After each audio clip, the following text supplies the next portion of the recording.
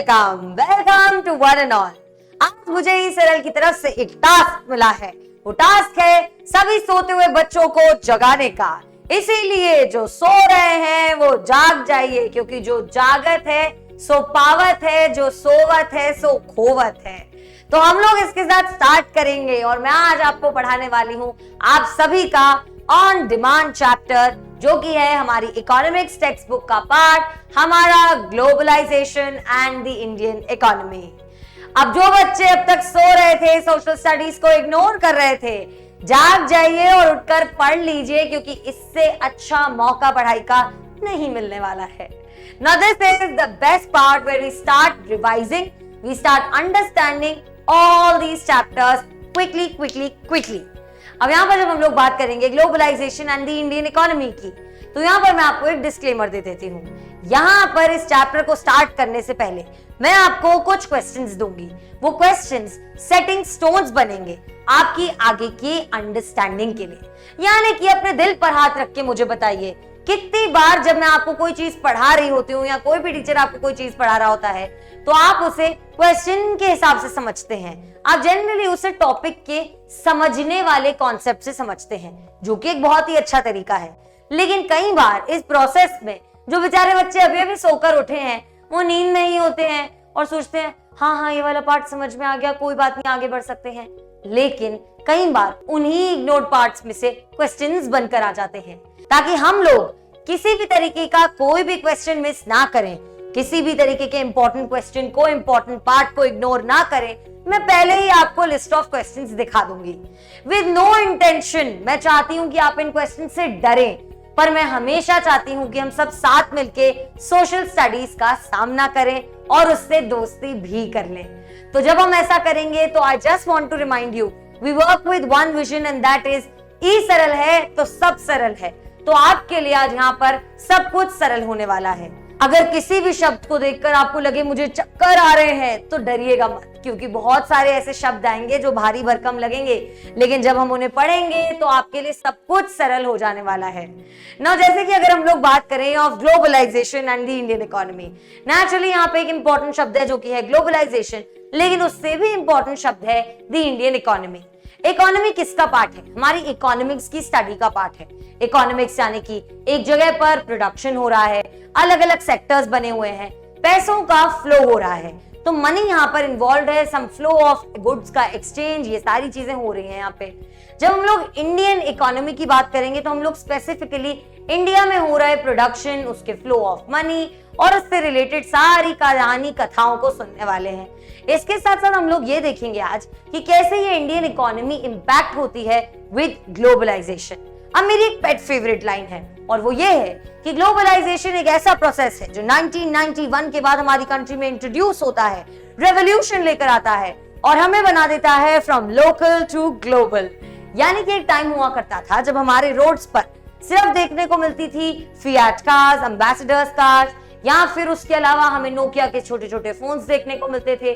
कपड़ों में, फूड में, अलग अलग चीजों में बहुत ज्यादा वैरायटी हम लोगों को देखने को नहीं मिलती थी और कहीं ना कहीं लोग उससे काफी कंफर्टेबल तरीके से जी भी रहे थे। जो लोग बेच रहे थे वो कमा भी रहे थे, तो मतलब सबकी अच्छी जिंदगी चल रही थी। लेकिन फिर आता है ग्लोबलाइजेशन, जिसके आने के बाद हमारे पास इतनी सारी कारें आ गई, हमारे पास इतने सारे फोन्स की वैरायटी आ गई, हमारा फूड का प्लेटर ही चेंज हो गया और उसके साथ साथ consumer as well as the producer, सबके लिए बहुत ज्यादा कंपटीशन बढ़ गया। कंज्यूमर के लिए क्या खरीदूं क्या ना खरीदूं वाला कंपटीशन, और प्रोड्यूसर के लिए सबसे अच्छा सबसे सस्ता कैसे बनाऊं वो कंपटीशन। तो यहाँ पर आज हम लोग ग्लोबलाइजेशन को पढ़ने वाले हैं, उसने इंडियन इकोनॉमी को कैसे इंपैक्ट किया, कैसे हम लोग ग्लोबलाइजेशन तक पहुंचे, इन सब चीजों को समझने वाले हैं। हम लोग एनसीईआरटी के एक एक टॉपिक को साथ में लेकर चलेंगे, तो आपको आई रिक्वेस्ट कि एनसीईआरटी साथ में ले लीजिए, आपको सब कुछ एक एक करके समझ में आने लग जाएगा। उसके साथ साथ मैं अभी आपको एक लिस्ट ऑफ क्वेश्चंस दिखाने वाली हूं, लेकिन प्रॉमिस कीजिए कि आप उस लिस्ट ऑफ क्वेश्चन से डरेंगे नहीं, क्योंकि डरना तो हम लोगों ने सीखा ही नहीं है। ई सरल है तो सब सरल है। तब लिस्ट ऑफ क्वेश्चंस देखेंगे, यहाँ पे कुछ भारी शब्द आएंगे, इग्नोर करेंगे, मैं सब पढ़ा दूंगी, बिल्कुल चिंता नहीं होगी। तो बस मैं आपके साथ एक ही चीज चाहती हूँ कि आप यहाँ पर हमारे साथ रहें while we are studying this chapter। What are MNCs and the advantages of MNCs? Explain with examples. MNCs का full form होता है multinational corporations. ऐसी कंपनीज जो कि क्या करेंगी वो हम आगे पढ़ेंगे. What is foreign investment? Foreign trade results in connecting the markets or integration of markets in different countries. How? Question mark. अब यहाँ पर हमारे पास कई बार एनसीईआरटी में इस तरीके से के क्वेश्चंस आ जाते हैं कि एक लाइन उठा लेंगे एनसीईआरटी की, full stop, how, question mark, ऐसे full stop, explain, full stop. तो आपको उस लाइन को एक्सप्लेन करना होगा. उसके लिए जरूरी है कि जो भी इंपॉर्टेंट लाइंस हैं हमारी एनसीईआरटी की कहां पर प्लेस्ड हैं, थोड़ा बहुत आइडिया होना जरूरी है. और अगर आपको आइडिया नहीं भी है तो ये लाइन क्या दर्शा रही है, उससे रिलेटेड क्या कंटेंट हम लोगों को लिखना है, उसके लिए कंटेंट समझना जरूरी है. इसलिए कान और आंखें दोनों खोल के रखेंगे. जो अब तक मुंह नहीं धोके आए हैं वो जाकर अब मुंह धोकर आ जाएंगे. What is globalization? What are the factors that have enabled globalization? Important है. Then how is technology impacting globalization? Technology की वजह से कैसे ग्लोबलाइजेशन फैलता है. How can foreign investment policy impact globalization? अब ये दो चीजें हैं जो कि हम लोग पढ़ने वाले हैं, इम्पैक्ट करती हैं ग्लोबलाइजेशन को. कैसे करती हैं ये हमारे यहाँ पे सवाल है. What are trade barriers? Trade barriers क्या होते हैं मैं समझा दूंगी, बिल्कुल टेंशन नहीं लेना है. Why was the new economic policy 1991 introduced? मैंने आपको कहा था 1991 में हमारे पास कुछ एकदम रेवोल्यूशन आया था. वो थी हमारी NEP, new economic policy. How does liberalization impact globalization? अब लिबरलाइजेशन यानी में यहाँ पे एक शब्द है लिबर. लिबर यानी कि फ्री हो जाना, फ्रीडम. तो जब हमने थोड़ा थोड़ा फ्रीडम देने स्टार्ट किया, जैसे जैसे थोड़ा थोड़ा हमारा जो पूरा प्रैक्टिस था वो इजी होने लगा, इजी गोइंग होने लगा, उसने कैसे इंपैक्ट किया ग्लोबलाइजेशन को ये भी हम लोग देखेंगे. What is the role of the World Trade Organization WTO and does it promote fair globalization? Give examples to support your answer. मैं पहले ही बता देती हूँ इसका आंसर है नो. इसके एग्जाम्पल्स हम लोग देंगे और इसके साथ इस आंसर को सपोर्ट करेंगे. तो रोल क्या है हमारी WTO का, वो क्या करती है, एक्सेट्रा एक्सेट्रा सब पढ़ने वाले हैं. How do the workers get impacted by globalization vis-a-vis the producers? यानी कि क्या वर्कर्स और प्रोड्यूसर्स एक दूसरे के अगेंस्ट एक ही तरह से इंपैक्ट होते हैं बाय ग्लोबलाइजेशन, या फिर उनका कोई दूसरा अलग अलग तरीका है, अलग अलग इंपैक्ट है ऑफ ग्लोबलाइजेशन. कौन से क्लासेस पर, वर्किंग क्लास पर, वर्कर्स पर और उसके साथ साथ प्रोड्यूसर्स पर. फिर हम लोग देखेंगे व्हाट कैन कंट्रीज, गवर्नमेंट और उसके साथ साथ people do to move towards fair globalisation. अब इस चीज को मजाक में मत लेना. जब क्वेश्चन आएगा कंट्रीज तो यहाँ पर ये नहीं आएगा ब्रैकेट में, ये मैंने डाला है आपकी अंडरस्टैंडिंग के लिए कि आप गवर्नमेंट और पीपल दोनों को इंक्लूड करके आंसर लिखोगे. What can government do to move towards fair globalisation, तो सिर्फ सरकार समझाओगे. तो यहाँ पर इस तरीके से हम लोग इसे कवर करने वाले हैं. कोई भी चीज नहीं समझ में आई है टेंशन मत लेना, सब समझ में आने लग जाएगा. The first part that we are obviously going to study is globalization and the Indian economy. यहाँ पे 3 जगह पर आपकी एनसीईआरटी में अलग अलग तरीके से ग्लोबलाइजेशन के बारे में कुछ कुछ लिखा हुआ था. वो तीनों चीजें मैंने यहाँ पर लिख दी हैं. आइए पढ़ते हैं. Globalisation is the spread of products, technology, information and jobs across national borders and cultures. यानी कि ग्लोबलाइजेशन है स्प्रेडिंग, फैलना किस चीज का, प्रोडक्ट्स का, टेक्नोलॉजी का, इंफॉर्मेशन का और उसके साथ साथ जॉब्स का across national borders and cultures. यानी कि जब ये जो चीजें हैं जिनके बारे में हमने पढ़ा ये फैलने लगती हैं अक्रॉस, यानी कि एक बाउंड्री से दूसरी बाउंड्री के बीच में, across national borders, across national cultures, तो इसे हम लोग कहेंगे ग्लोबलाइजेशन. एक कंट्री से दूसरी कंट्री फैल रहा है, एक कंट्री से मल्टीपल कंट्रीज में फैल रहा है. क्या? Jobs, products, technology, information. तो ये प्रोसेस बन जाता है हमारा ग्लोबलाइजेशन. इसके अलावा एक जगह पर लिखा हुआ है कि something defines globalisation as the integration connection between countries through foreign trade and foreign investment by multinational corporations. Multinational corporations कोई तो बड़ा मसला है इस चैप्टर का, ये तो हमें अभी तक समझ में आ चुका होगा. तो ये जो मल्टीनेशनल कॉर्पोरेशंस हैं, एमएनसीज हैं, ये जब कंट्रीज के बीच में फॉरेन ट्रेड करके या फॉरेन इन्वेस्टमेंट करके किसी भी तरीके का इंटीग्रेशन लाती हैं, जोड़ती हैं, कनेक्शन बिल्ड करती हैं कंट्रीज के बीच में, तो उसे हम ग्लोबलाइजेशन कहते हैं. फॉरेन ट्रेड क्या है और फॉरेन इन्वेस्टमेंट क्या है ये हम पढ़ने वाले हैं. लेकिन बता देती हूँ, फॉरेन यानी कि बाहर की कोई दूसरी कंट्री. हमें तो फॉरेन घूमने जाना है, फॉरेन में हमारे नाना जी मामा जी रहते हैं, एक्सेट्रा एक्सेट्रा. तो फॉरेन क्या है, एक दूसरी कंट्री है, वहां से अगर ट्रेड हो रहा है, किसी भी चीज का इधर उधर जाना आना हो रहा है, तो उसे हम लोग कहेंगे फॉरेन ट्रेड। अब ये जो ट्रेड हो रहा है वो मामा जी के गिफ्ट्स नहीं है, ये वाला जो ट्रेड है ये है पैसों का किसी तरीके का बड़े लेवल का ट्रेड। उसके बाद हम लोग देखते हैं फॉरेन इन्वेस्टमेंट क्या है, तो बाहर से आया हुआ किसी भी तरीके का इन्वेस्टमेंट। तो इन्वेस्टमेंट क्या है इसे मैं ढंग से एक्सप्लेन करूंगी, बट अभी के लिए समझिए कि फॉरेन ट्रेड और फॉरेन इन्वेस्टमेंट हो रहा है अगर बिटवीन टू कंट्रीज और उससे उन कंट्रीज का इंटीग्रेशन हो रहा है, तो हम लोग उसे ग्लोबलाइजेशन कहेंगे। ये सारी चीज करेगा कौन, MNCs, मल्टीनेशनल कॉर्पोरेशंस, कंपनी नहीं corporation. In a matter of years our markets have been transformed. ये एक बहुत ही इंपॉर्टेंट लाइन है, ये जो बता रही है कि पिछले 2 डेकेड्स की अगर हम लोग बात करें तो 2 डेकेड्स तक भी इतना सारा ब्रांड्स का, इतनी सारी चीजों का एक्सप्लोजन नहीं हुआ करता था जैसा कि आज देखने को मिलता है। हमारे पास इतनी सारी ब्रांड्स हैं और बहुत सारी चीजें हैं। तो ग्लोबलाइजेशन आने के बाद इन अ मैटर ऑफ ईयर्स, कुछ सालों के अंतराल में हमारे मार्केट्स बदल चुके हैं, ट्रांसफॉर्म हो चुके हैं, कंप्लीटली चेंज हो चुके हैं। We come to this part. अब क्या ट्रेड जिसकी हम बात कर रहे हैं वो ग्लोबलाइजेशन से पहले नहीं हुआ करता था, तो ये एक सरासर झूठ है। ट्रेड एक ऐसी चीज है जहां पर हम लोग अपना कुछ सामान देते हैं, बेचते हैं, एक्सेट्रा एक्सेट्रा करते हैं। तो यहाँ पर ट्रेड एक ऐसी चीज थी जो बहुत टाइम पहले से हो रही थी। Trade was the main channel, एक मेन चैनल था जो कनेक्ट करता था डिस्टेंट कंट्रीज को, दूर दूर की कंट्रीज को कनेक्ट करने वाला मेन चैनल था।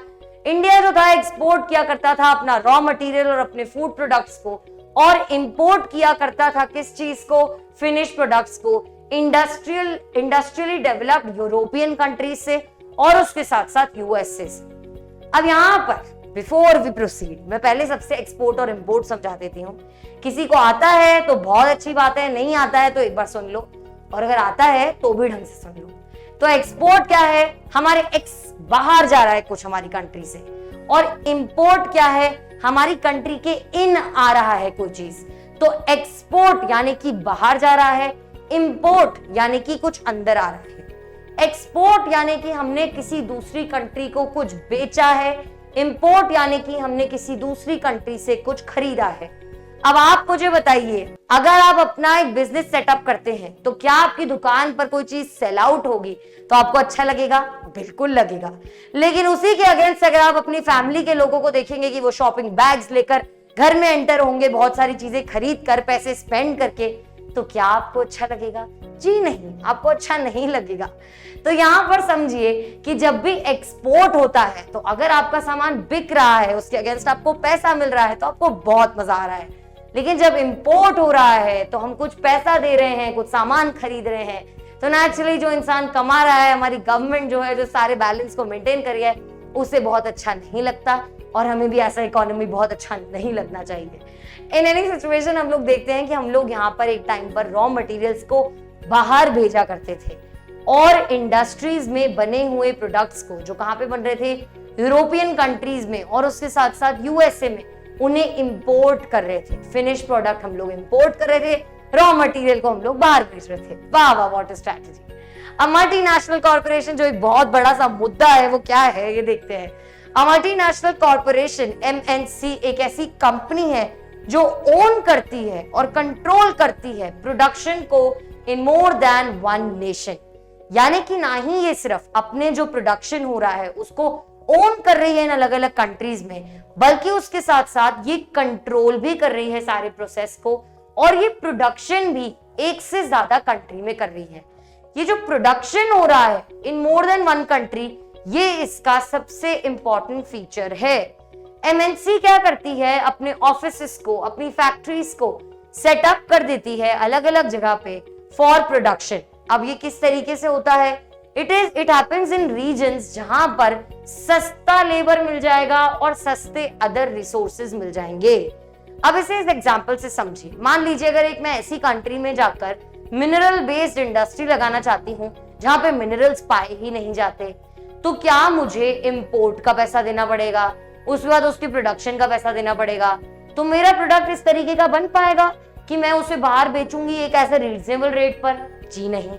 तो जरूरी होगा कि मैं अपनी कंपनी को ऐसी ही जगह पर सेटअप करूं जहां पे लेबर भी सस्ता मिल जाए, जो प्रोडक्शन का एक इंपॉर्टेंट हिस्सा है, और उसके साथ साथ जो रिसोर्सेज हैं, जो बाकी के रिसोर्सेज हैं, वो भी रीजनेबल रेट्स पर मुझे मिल जाए। वो रीजनेबल होंगे तभी मेरा प्रोडक्ट अच्छा और सस्ता बन पाएगा और तभी मैं ज्यादा प्रॉफिट उससे कमा पाऊंगी। अगर एमएनसी की हम लोग बात करें तो वो काटने की कोशिश करती है कॉस्ट को और इंक्रीज करने की कोशिश करती है प्रॉफिट को। काटेगी वो हमारे कॉस्ट को, इंक्रीज करेगी अपने प्रॉफिट को। This is done so that the cost of production is low, cost of production जो है वो लो हो और MNC can earn greater profit. ये इंक्रीज हमारी सबसे इंपॉर्टेंट लाइन है। एमएनसी क्या है? जो कि प्रोडक्शन कर रही है एक जगह से ज्यादा जगह पर। वो जो प्रोडक्शन हो रहा है क्यों हो रहा है? अपनी कॉस्ट को कट करने के लिए और अपने प्रॉफिट को इंक्रीज करने के लिए।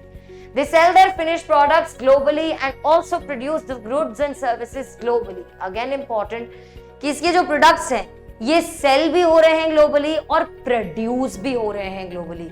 बनाए भी अलग अलग जगहों पे जा रहे हैं। जैसे अगर एक कार है तो उसका पूरा जो बाहर का बॉडी है वो एक कंट्री में बन रहा है, उसके अंदर के जो मोटर पार्ट्स हैं, इंजन है, वो सब दूसरी कंट्री में बन रहा है। असेंबल ये तीसरी कंट्री में हो रही है और उसके बाद ये दूसरी जगह पर चौथी कंट्री में बेची जा रही है। तो यहाँ पर ये जो प्रोडक्शन हो रहा है ये 3 जगहों पर फैला हुआ है। सेलिंग ना ही सिर्फ उस 4th कंट्री में हो रही है बल्कि इन लोकल कंट्रीज में भी हो रही है, अलग अलग जगहों पे भी हो रही है।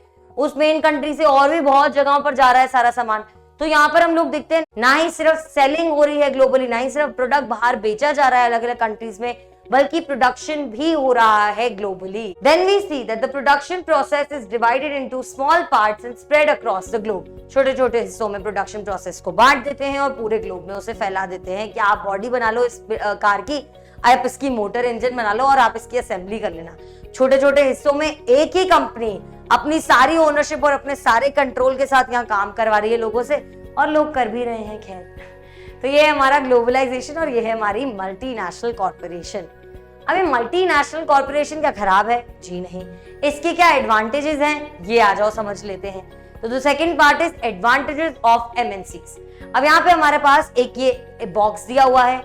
वैसे तो मेरा बहुत मन है कि मैं कह दूं कि जाकर खुद पढ़ लेना, लेकिन क्योंकि मैं एक अच्छी इंसान हूं और क्योंकि आप लोग बहुत अच्छे हैं तो मैं आप लोगों को ये थोड़ा सा पढ़ा देती हूँ। अब ये spreading of production by an MNC में क्या लिखा हुआ है?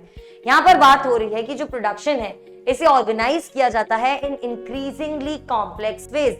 अलग अलग कॉम्प्लेक्स वेज में प्रोडक्शन को पूरा सॉर्ट करके और सेटअप किया जाता है कि यार यहाँ पर इतना ही काम होगा, वहां पर इतना काम होगा, यहाँ पर ऐसे होगा, वहां पर ऐसे होगा। इस तरीके से सारा प्रोडक्शन एकदम कॉम्प्लेक्स वे में एक अच्छे तरीके से सेटल्ड वे में सेटअप किया जाता है। हम जिस चीज की यहाँ पर बात कर रहे हैं इस बॉक्स में, तो हम लोग यहाँ पर बात कर रहे हैं इंडस्ट्रियल इक्विपमेंट्स की। यहाँ पर हम लोग देखते हैं चाइना जो है प्रोवाइड कर रहा है the advantage of being a cheap manufacturing location, क्योंकि वो एक चीप मैन्युफैक्चरिंग लोकेशन है। यहाँ पे सस्ते में लेबर मिल जाएगा, सस्ते में रॉ मटेरियल मिल जाएगा, मेंटेनेंस कॉस्ट कंपनी की कम आ जाएगी। तो ये सारी चीजें जो हैं ये आपको एक चीप मैन्युफैक्चरिंग लोकेशन बनाएगी। तो आप अपने इंडस्ट्रियल इक्विपमेंट आकर चाइना में प्रोड्यूस कर लो। मेक्सिको और ईस्टर्न यूरोप जो हैं are useful for their closeness to the markets in the US and Europe. तो मेक्सिको और ईस्टर्न यूरोप में आप यहाँ तो असेंबली करवा सकते हो या फाइनली वहां पे भेज सकते हो कि यार यहाँ पर आकर आ जाओ, और उसके बाद यहाँ से यूएस और यूरोप में पहुंचा देंगे जो कि मेन मार्केट्स है। तो ये दोनों कंट्रीज में इन्होंने भिजवा दिया सामान अपना यहाँ पर। अब यहाँ पर इंडिया में हम लोगों को highly educated engineers, skilled engineers मिल जाएंगे जो आपका प्रोडक्ट बेस्ट तरीके से बना देंगे। इसके बाद हमारे पास यहाँ पे और कौन से लोग हैं? इंग्लिश स्पीकिंग यूथ है जो कि प्रोवाइड कर रहा है कस्टमर केयर सर्विसेज। इंडिया में हमारे पास स्किल्ड इंजीनियर्स भी हैं, उसके साथ साथ इंग्लिश स्पीकिंग यूथ भी अवेलेबल है। ऑल दिस मीन्स कि ये जो एमएनसी है इसके लिए ओवरऑल 50 to 60% कॉस्ट सेविंग हो जाती है अलग अलग जगहों पे प्रोडक्शन करवाने से। The advantage of spreading out of production is truly immense.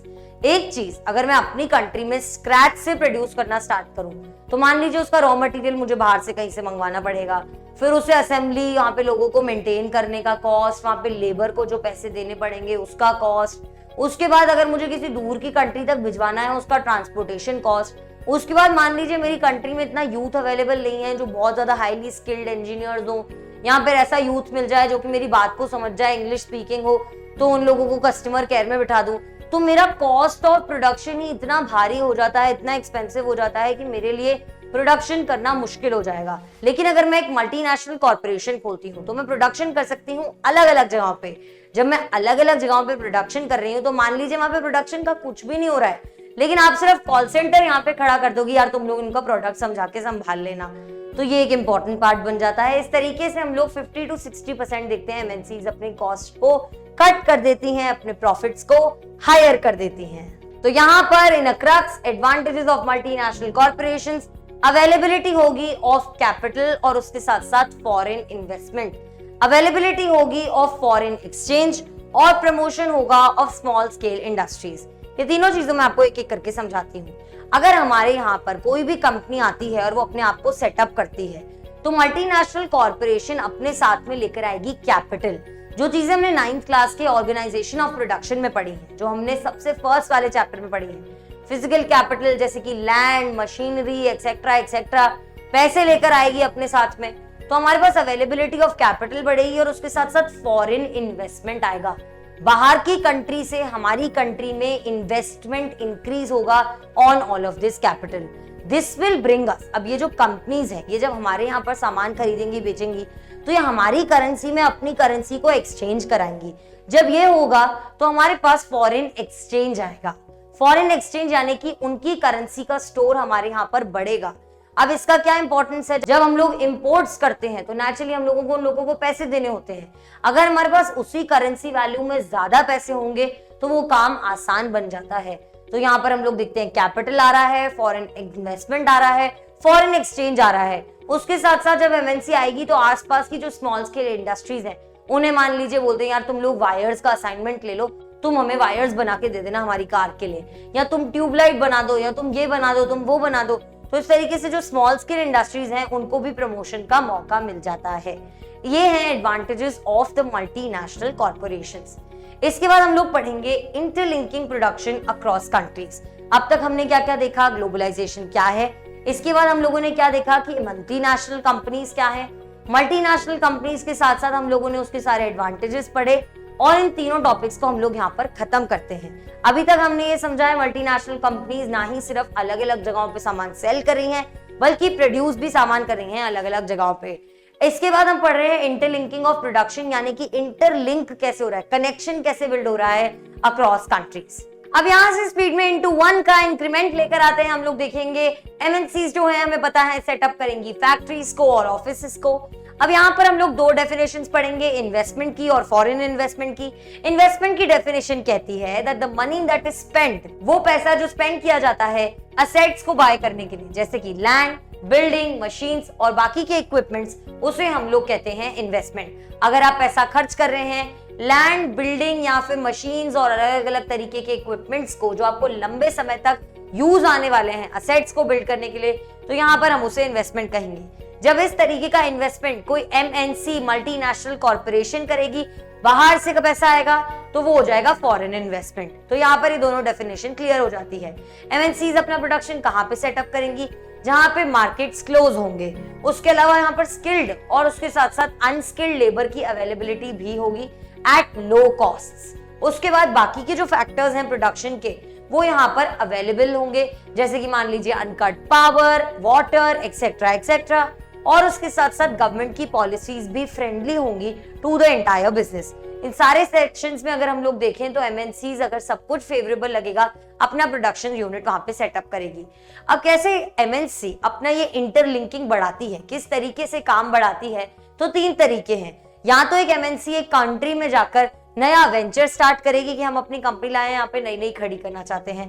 दूसरा है मर्जर, जाएगी और दूसरी एग्जिस्टिंग कंपनी के साथ ज्वाइन कर लेगी, मर्ज कर लेगी। और तीसरा है एक्विजिशन, कि एक एमएनसी आएगी और यहाँ पर कहेगी कि अरे ये कंपनी तो बहुत एस्टैब्लिश्ड है, हम इसे एक्वायर कर लेते हैं, आपसे ले लेते हैं, खरीद लेते हैं, और फिर वहां से अपना प्रोडक्शन इंक्रीज करेगी, मान लीजिए क्वालिटी या फिर वेराइटी बढ़ा देगी, जो भी करना है करेगी आफ्टर एक्विजिशन। तो ये 3 तरीके हैं जिससे ये देखने को मिलता है। अब हम लोग इसे डेफिनेशंस के फॉर्म में देखना स्टार्ट करते हैं। फॉरेन इन्वेस्टमेंट की थोड़ी कॉम्प्रिहेंसिव डेफिनेशन होगी।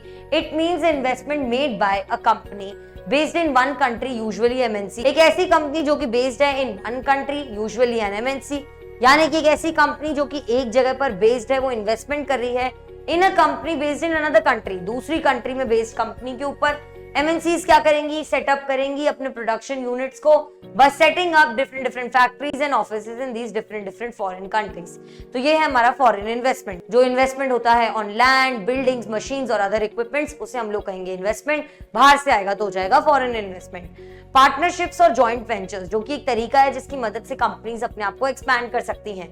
तो कभी कभी एमएनसीज क्या करती हैं, मर्ज कर लेती हैं विद द लोकल कंपनीज, आसपास की लोकल कंपनीज के साथ मर्ज कर लेंगी एंड प्रोड्यूस करेंगी जॉइंटली, साथ में मिलकर प्रोड्यूस करेंगी। इस तरह से एमएनसीज जो हैं ये पैसा प्रोवाइड करती हैं एडिशनल इन्वेस्टमेंट्स के लिए, कि मान लीजिए अगर अभी तक आपके पास फंडिंग नहीं थी अपनी ब्रांड को एडवर्टाइज करने की, तो ये लीजिए फंडिंग, ये लीजिए इन्वेस्टमेंट, जाके एडवर्टाइजमेंट्स कीजिए, अपने आप को बढ़ाइए। तो इस तरीके का एक एडिशनल इन्वेस्टमेंट के लिए सपोर्ट कर सकती है by providing money, like by buying new machines for faster production, नई मशीन्स लेके आ सकती है, and bringing latest technology for the production. तो ये दोनों ही तरीके होते हैं जिससे मैन्युफैक्चरिंग बहुत अच्छी और फास्ट हो सकती है, नई मशीन से, बेहतर टेक्नोलॉजी से, और इस तरीके से पार्टनरशिप्स या जॉइंट वेंचर्स में काम कर सकती हैं हमारी एमएनसीज। इसके अलावा है लोकल कंपनीज के साथ मर्जर्स या टेक ओवर। अब यहाँ पर एमएनसीज क्या करती हैं, कई बार बाय कर लेंगी एक लोकल प्रोडक्शन यूनिट को, या उसके साथ मर्ज कर लेंगी एक लोकल कंपनी के साथ अपने प्रोडक्शन को एक्सपैंड करने के लिए। या तो वो आकर हमारी कंट्री की किसी कंपनी में आके इन्वेस्ट कर रही हैं, या फिर आके मर्ज करके उसका प्रोडक्शन इंक्रीज कर रही हैं। तो यहाँ पर हम लोग देखते हैं, जैसे यहाँ पर एग्जांपल है हमारे पास कारगिल फूड्स का। कारगिल फूड्स जो है, जो कि यूएसए की कंपनी है, इसने पारक फूड्स नाम की इंडिया की कंपनी को ले लिया और अब वो बन चुकी है the largest producer of edible oil in India. तो कारगिल फूड्स ने किसको ले लिया, पारक फूड्स को अपने आप नाम दे दिया, और यहाँ पर अब वो एक एडिबल ऑयल्स की सबसे बड़ी ब्रांड बन चुकी है। कॉन्ट्रैक्ट्स टू लोकल कंपनीज, अब क्या होता है, कई बार उनके साथ में मिलकर काम कर रही है, उनको भी कॉन्ट्रैक्ट्स दे रही है कि तुम भी बढ़ो। तो यहाँ पे MNCs also place orders with small producers, जो हमने कहा था स्मॉल प्रोडक्शन को भी इंप्रूवमेंट मिलता है, एनहांसमेंट मिलता है। तो स्मॉल प्रोड्यूसर्स के साथ कई बार एमएनसीज जो है ऑर्डर्स प्लेस कर देती हैं फॉर प्रोडक्शन। अब यहाँ पर स्पेसिफिकली कौन सी इंडस्ट्रीज में ये देखने को मिलता है, गारमेंट्स में, फुटवेयर में, स्पोर्ट्स आइटम्स में। यहाँ पे ये कुछ एग्जांपल्स हैं जहां पर ये देखने को मिलता है। 1 मार्क क्वेश्चन की तरह आ सकता है। स्मॉल स्केल प्रोड्यूसर्स को कैसे एमएनसीज हेल्प करती हैं, कौन सी वो इंडस्ट्रीज हैं, तो गारमेंट, फुटवेयर और उसके साथ साथ स्पोर्ट्स इक्विपमेंट की जो इंडस्ट्रीज हैं वो यूजफुल होती हैं यहाँ पर इस एग्जांपल में। MNC sell these under their own brand names to the customers. मान लीजिए अगर आपकी किसी बड़ी सी ब्रांड के स्पोर्ट्स का इक्विपमेंट आता है, तो हो सकता है वो किसी लोकल कंपनी में बन रहा हो, लेकिन उसमें सिर्फ उसका टैग लग जाता है और फिर वो बड़ी कंपनी का इंपोर्टेड सामान बन जाता है। The MNC determines the price, the quality, the delivery and the labor conditions for these distant producers, etc. अब समझिए, मान लीजिए एक ओनर है जो कि दूर की किसी कंट्री में बैठे हुए हैं, लेकिन इंडिया में अगर उनकी कंपनी चल रही है, तो वो यहाँ पर ये भी डिसाइड करेंगे कि प्राइस कितने का होगा, उसकी डिलीवरी कैसे होगी, उसकी क्वालिटी क्या होगी, और उसके साथ साथ यहाँ पर जो लेबर काम कर रहा है उस लेबर की कंडीशंस क्या होंगी। तो there is immense control of an MNC in a country जो कि उससे बहुत दूर है, उसके लोगों पे, उसकी लेबर तक पर बहुत ज्यादा इंफ्लुएंस दिखाती हैं एमएनसीज। इसके बाद हम लोग देखेंगे जो लोकल कंपनीज को बेनिफिट होता है एक एमएनसी के आने के बाद, एक एमएनसी के साथ जॉइंटली प्रोड्यूस करने का, वो 2 फोल्ड्स है। फर्स्ट है MNCs can provide money for additional investments, जैसा कि buying new machines for faster production, और दूसरा है MNCs might bring with them latest technology for production. तो यहाँ पर अगर आपके साथ सवाल आता है कि क्या बेनिफिट है ऑफ द जॉइंट प्रोडक्शन, तो एमएनसीज अपने साथ में लेकर आती हैं इन्वेस्टमेंट्स, और उसके साथ हम लोग नई मशीन्स खरीद सकते हैं। दूसरी चीज है लेटेस्ट टेक्नोलॉजी, तो हम लोग फास्टर पेस पे प्रोड्यूस कर सकते हैं। ये दोनों चीजें इंपॉर्टेंट है, क्वेश्चन की तरह आ सकती हैं।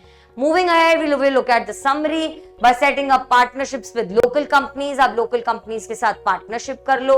By using the local companies for supplies, आसपास की companies को छोटे छोटे सामान बनाने के लिए बोलते हैं जो कि use होंगे in the products, तो वहां पर by using up local companies for such supplies, by closely competing with the local companies or buying them up, या तो उनके साथ closely compete करेगी, भाई तुम भी बास्केट बना रहे हो, हम भी बास्केट बनाएंगे, बना के दिखाओ हमसे अच्छी बास्केट। और उसके अलावा दूसरा है कि या तो उनको खरीद ले और कहो तुम भी आ जाओ हमारे यहाँ पर, हमारे पास ही आकर बास्केट्स बनाना स्टार्ट कर दो। तो ये 3 तरीके हैं जिससे हमारी जो एमएनसीज हैं वो अलग अलग तरीके के इंटरलिंकिंग का प्रोसेस करती हैं, कैसे वहां के लोकल प्रोड्यूसर्स को इम्पैक्ट करती हैं।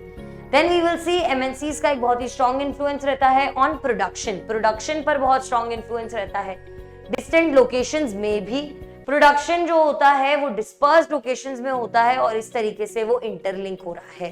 तो how are countries getting interlinked, तो आप यहाँ पे बताओगे अलग अलग जगहों पे प्रोडक्शन हो रहा है, उसके साथ में जो एमएनसीज हैं वो वहां की लोकल कंपनीज पर भी इंपैक्ट लेकर आती हैं, या तो वो नए वेंचर की तरह आती हैं या फिर वो उन कंपनीज के साथ मर्ज कर लेती हैं, जॉइंटली काम करने लग जाती हैं, पार्टनरशिप कर लेती हैं। तीसरा तरीका है कि वो उनको खरीद ही लेती हैं और चौथा तरीका है कि वो उनके साथ कंपीट कर रही होती हैं। तो इस तरीके से लोकल लोगों पर भी इंपैक्ट पड़ता है। उसके साथ साथ जब एमएनसी अपना कोई भी प्रोडक्शन यूनिट कहीं पर भी सेटअप करेंगी तो उसके पास इमेंस कंट्रोल आ जाएगा on the labour, on the conditions, etcetera etcetera. तो वो सारी चीजें भी इंटरलिंकिंग का पार्ट बन जाता है और इस तरीके से आप इस तरीके के सवाल का जवाब देंगे। एंडिंग दिस पार्ट हम लोग बात करेंगे अबाउट फोर्ड मोटर्स का एग्जाम्पल। अब ये फोर्ड मोटर्स का जो एग्जाम्पल है एक अच्छा एग्जाम्पल है, इंपॉर्टेंट एग्जाम्पल है। इसे बहुत सारा टाइम देके विद द क्वेश्चंस का बॉक्स एक्सप्लेन किया गया है on the app. I request you to understand this example, go download the eSaral app. वहां पे फ्री में आपको हमारे लेक्चर्स मिलेंगे। Those of you are already eSaralites, you all know, क्या आराम से जाके आप लोग ऐप पर इस चीज को पढ़ सकते हैं। तो इसके क्वेश्चंस को एक बार ढंग से देख लीजिए, काफी अच्छे से एक्सप्लेन है। इसके बाद हम लोग देखेंगे foreign trade and integration of markets. Foreign trade जो मैंने आपको बताया, बाहर से हम ट्रेड कर रहे हैं और इस तरीके से इंटीग्रेट हो रहे हैं, कनेक्ट एक दूसरे से लिंक हो रहे हैं हमारे मार्केट्स। फॉरेन ट्रेड क्या है? Foreign trade is a trade between different countries of the world. अलग अलग दुनिया के कोनों से जब कंट्रीज कनेक्ट हो रही हैं वो फॉरेन ट्रेड है। इंटरनेशनल ट्रेड, एक्सटर्नल ट्रेड और इंटर रीजनल ट्रेड, यानी कि बाहर इंटरनेशनल तरीके से ट्रेड हो रहा है, एक्सटर्नल ट्रेड हो रहा है या फिर रीजन्स के बीच में ट्रेड हो रहा है। Consist of imports and exports, ये हम आपको बता चुके हैं। Facilitate movement of goods and services between countries, goods और सर्विसेज अक्रॉस कंट्रीज मूव करते हैं। फैसिलिटेट करते हैं movement of people, ideas and technology. People, ideas and technology generally नहीं माना जाता है पार्ट ऑफ ग्लोबलाइजेशन, लेकिन ग्लोबलाइजेशन का मतलब सिर्फ प्रोडक्ट्स नहीं होता, सर्विसेज भी होता है, लोग भी होता है, जॉब्स भी होता है। तो यहाँ पर फॉरेन ट्रेड जो होता है पीपल, आइडियाज और टेक्नोलॉजी में, ये भी हमारे फॉरेन ट्रेड का हिस्सा है। फिर हम लोग देखेंगे फॉरेन ट्रेड जो है इसमें से क्वेश्चन कैसे आ सकता है। मान लीजिए एक स्टेटमेंट दिया हुआ है, foreign trade thus results in connecting the markets और integration of markets in different countries, how, जो कि सवाल मैंने आपसे पहले भी पूछा था। फॉरेन ट्रेड यहाँ पे कैसे मदद करता है कनेक्ट करने में मार्केट्स को, इंटीग्रेट करने में मार्केट्स को अलग अलग कंट्रीज के, एक्सप्लेन करो। अभी हम इसे यहाँ पर पॉइंट्स में एक्सप्लेन कर देते हैं। प्रोड्यूसर्स जो है उन्हें अपॉर्चुनिटी मिलती है। यहाँ पर हम प्रोड्यूसर्स की बात करेंगे, फिर बायर्स की भी बात करेंगे। तो प्रोड्यूसर्स जो है उनको क्या अपॉर्चुनिटी मिलती है to reach beyond the domestic market. इसका एक बहुत क्लासिक एग्जांपल मैंने दिया है ऐप पर, एक टूथब्रश का। तो टूथब्रश जो है इलेक्ट्रिकल टूथब्रश है और उसको जहां पर एक जगह पर जहां पर बन रहा है वो टूथब्रश, एक प्रोड्यूसर को बेचने का मौका मिल जाता है बियॉन्ड द डोमेस्टिक मार्केट। बाहर भी वो अपने सामान को बेच सकता है। फिर प्रोड्यूसर्स जो है वो क्लोजली कंपीट कर सकते हैं in the markets located in other countries of the world. आज मैं सिर्फ अपनी कंट्री के लिए टूथब्रश बना रही थी, आज मैं वो टूथब्रश बनाकर ना ही सिर्फ एक्सपैंड कर सकती हूँ, बाकी लोगों को भी बेच सकती हूँ, बल्कि वहां के जो लोकल टूथब्रश बनाने वाले लोग हैं उनके साथ कंपीट भी कर सकती हूँ इन द मार्केट। बायर्स के लिए क्या होता है, इंपोर्ट्स ऑफ गुड्स क्या करते हैं, जब इंपोर्ट होते हैं गुड्स तो एक्सपैंड हो जाता है choice of goods all beyond the domestic produce. यानी कि आज मेरे यहाँ पर मान लीजिए नीम का, बबूल का, अलग अलग तरह का टूथब्रश बन रहा था, इलेक्ट्रिकल टूथब्रश नहीं बन रहा था। जब से हमारा फॉरेन ट्रेड हुआ तो मेरे पास चॉइस बढ़ गई कि मैं इलेक्ट्रिकल टूथब्रश भी बाय कर सकती हूँ। तो बायर्स के लिए इंपोर्ट्स के बाद गुड्स एंड सर्विसेज में चॉइसेस इंक्रीज हो जाती हैं। उसके साथ साथ क्या होता है कि मान लीजिए अगर मेरी कंट्री में अफोर्डेबिलिटी के हिसाब से 100 रुपए में ही बेचा जा सकता है एक इलेक्ट्रिकल टूथब्रश, तो यहाँ पर प्राइस जो है सिमिलर काइंड ऑफ गुड का वो ऑलमोस्ट इक्वल हो जाएगा इन डिफरेंट कंट्रीज। उनकी जो 100 रुपए की वैल्यू होगी और जो हमारी 100 रुपए की वैल्यू होगी ऑलमोस्ट उसके इक्वल वाला अमाउंट आ जाएगा, क्योंकि हम प्राइसेस ग्लोबली सेट करने लग जाएंगे। तो यहाँ पर ये 4 तरीके हैं कैसे जो फॉरेन ट्रेड है ये मार्केट्स को इंटीग्रेट करा है, हमारे मार्केट को इंटीग्रेट करा है किसी दूसरी कंट्री के मार्केट के साथ। प्रोड्यूसर्स को अपॉर्चुनिटी मिली डोमेस्टिक मार्केट से बाहर निकलने की, प्रोड्यूसर्स को अपॉर्चुनिटी मिली बाहर के जो लोग प्रोड्यूस कर रहे हैं उनके साथ कंपीट करने की, बायर्स को मिला चॉइस ऑफ प्रोडक्ट्स और उसके साथ साथ जो प्राइसेस हैं वो सिमिलर बन जाते हैं सिमिलर गुड्स के अक्रॉस कंट्रीज। इसके बाद हमारे पास एक बहुत ही क्लासिक एग्जांपल है of Chinese toys in India. ये बहुत ही बढ़िया सा एग्जाम्पल है, आज समझते हैं पॉइंट बाय पॉइंट। बहुत ही सिंपल तरीका है, इससे सरल तरीका आपको नहीं मिलेगा। चाइनीज टॉयज इन इंडिया को हम लोग देखेंगे तो चाइनीज मैन्युफैक्चरर्स जो हैं उन्हें पता चलता है, एक अपॉर्चुनिटी आई है इंडिया में कि हम इंडिया को अपना सामान भेज सकते हैं। कौन सा सामान? अपने टॉयज को, क्योंकि यहाँ पर टॉयज जो हैं बहुत हाई प्राइसेस पर बेचे जा रहे थे। तो ये क्या करते हैं, एक साल में 70 to 80% of the toy shops में अपना सामान बेचते हैं, और यहाँ पर इंडिया की इन टॉय शॉप्स में 70 to 80% टॉय शॉप्स रिप्लेस कर देती हैं इंडियन टॉयज को टू चाइनीज टॉयज। इसके बाद हम लोग देखते हैं टॉयज जो है हमारी कंट्री में आज चीपर है, और इंडियन मार्केट्स जितना पहले सेल कर रहे थे उससे काफी सस्ते दामों पर उसे प्राप्त कर पाते हैं। तो इसका क्या इम्पैक्ट पड़ता है? एक रिजल्ट इस ट्रेड प्रैक्टिस का, जो चाइना है, चाइनीज टॉयज आ जाते हैं इनटू द इंडियन मार्केट्स। अब वो क्या करते हैं, कंपटीशन लेकर आते हैं साथ में between Indian and the Chinese toys. और इसमें क्या होता है, क्योंकि वो सस्ते हैं, बेहतर क्वालिटी के हैं, कलर्स हैं, रेंज है, तो चाइनीज टॉयज जो हैं वो प्रूव करते हैं अपने आप को बेहतर। इंडियन बायर्स जो हैं आज उनके पास ग्रेटर चॉइस हो जाएगी। वो अभी तक महंगे प्रोडक्ट्स खरीद रहे थे, वो भी कम अलग अलग वैरायटी में, तो यहाँ पे चाइनीज प्रोडक्ट्स आने के बाद सस्ते मिल रहे हैं और ज्यादा प्रोडक्ट्स डाइवर्सिटी वाले मिल रहे हैं। इंडियन बायर्स के पास ग्रेटर चॉइस आ जाएगी टॉयज की, और वो भी लोअर प्राइसेस पर। फॉर द चाइनीज प्रोड्यूसर्स क्या होता है, इनको एक अपॉर्चुनिटी मिल जाती है अपने बिजनेस को एक्सपैंड करने के लिए। और इसके साथ साथ इसी यहाँ पर अगर हम लोग इंडियन प्रोड्यूसर्स की बात करें तो उनको एक बहुत भारी लॉस होता है, क्योंकि इंडियन टॉय मेकर्स का पूरा मार्केट 70 to 80% कैप्चर कर चुके हैं चाइनीज प्रोडक्ट्स। तो ये फेस करते हैं लॉसेस को, और इनके टॉयज अब नहीं सेल हो रहे हैं इन द मार्केट, बहुत कम सेल हो रहे हैं। तो चाइनीज टॉयज का जो एग्जाम्पल है रियल है, ऐसा हुआ है, और इस तरीके से हम लोग एक्सप्लेन करेंगे कि the result of greater integration of production, अगर हम लोग ज्यादा इंटीग्रेट कर लेंगे प्रोडक्शन को और मार्केट्स को अक्रॉस कंट्रीज, तो एक तो ग्रेटर फॉरेन इन्वेस्टमेंट होगा और उसके साथ साथ ग्रेटर फॉरेन ट्रेड भी होगा। तो यहाँ पर हम लोग देखते हैं इंटीग्रेशन ऑफ मार्केट से फॉरेन इन्वेस्टमेंट बढ़ेगा, फॉरेन ट्रेड बढ़ेगा, और उसके साथ साथ जो प्रोड्यूसर अपना सामान बेच रहा है, जो प्रोड्यूसर वहां पे ऑलरेडी बना रहा है, और जो उस कंट्री का बायर है, इन तीनों पर अलग अलग तरह का इम्पैक्ट भी होगा। ये पूरी कहानी थी about this entire thing which is called integration of markets and foreign trade. We will now come to what is globalisation. Now what is globalisation इस चैप्टर में इतना बाद में आया है, लेकिन बहुत ही अच्छी हीरो वाली एंट्री के साथ आया है। Globalisation is the process of rapid integration और इंटरकनेक्शन बिटवीन कंट्रीज। सिंपल शब्दों में पहले हम लोगों ने इंटीग्रेशन पढ़ लिया, foreign trade, foreign investment, interlinking of markets पढ़ लिया, सब पढ़ लिया। अब सिंपल सी डेफिनेशन आ गई है कि प्रोसेस है जो कि रैपिड इंटीग्रेशन करता है, जोड़ता है, और उसके साथ साथ इंटरकनेक्टेडनेस, जोड़कर मतलब हमें कनेक्शंस बनाने में मदद कर रहा है मार्केट्स का बिटवीन कंट्रीज, और ये हमारा ग्लोबलाइजेशन। जब हम चले जाते हैं फ्रॉम लोकल टू ग्लोबल, तो यहाँ पर मोर गुड्स एंड सर्विसेज आ जाते हैं, इन्वेस्टमेंट्स आ जाते हैं, टेक्नोलॉजी आ जाती है, जो कि मूव कर रही हैं बिटवीन डिफरेंट कंट्रीज। फिर हम लोग देखते हैं besides these movements of goods and services, लोग भी मूव करते हैं। मैंने आपको कहा इंपॉर्टेंट पार्ट है, जिसे जनरली लोग इग्नोर कर देते हैं।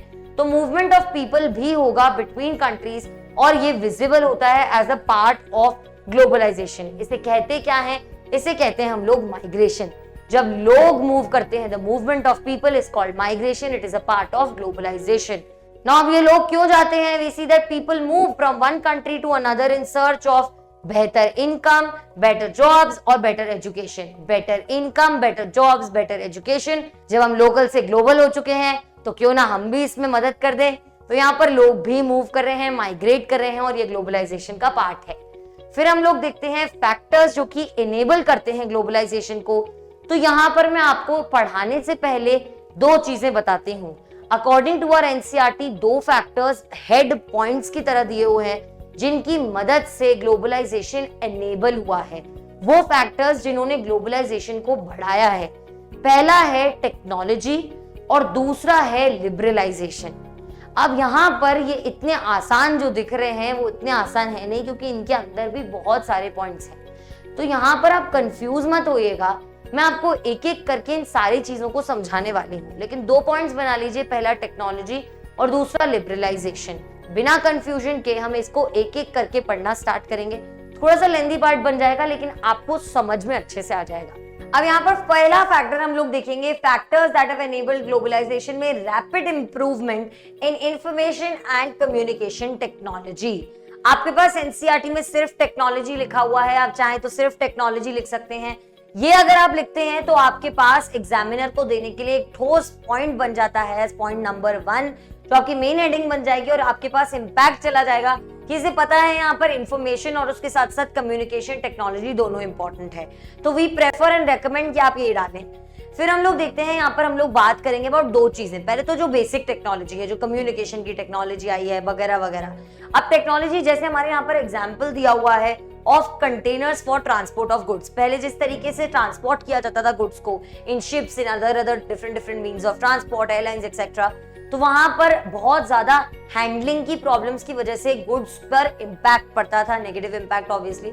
लेकिन जब से कंटेनर्स बने हैं तो एक साथ सेफली जाकर shipping, even in terms of airlines, बहुत अच्छे तरीके से चीजें ट्रांसपोर्ट कर ली जाती हैं।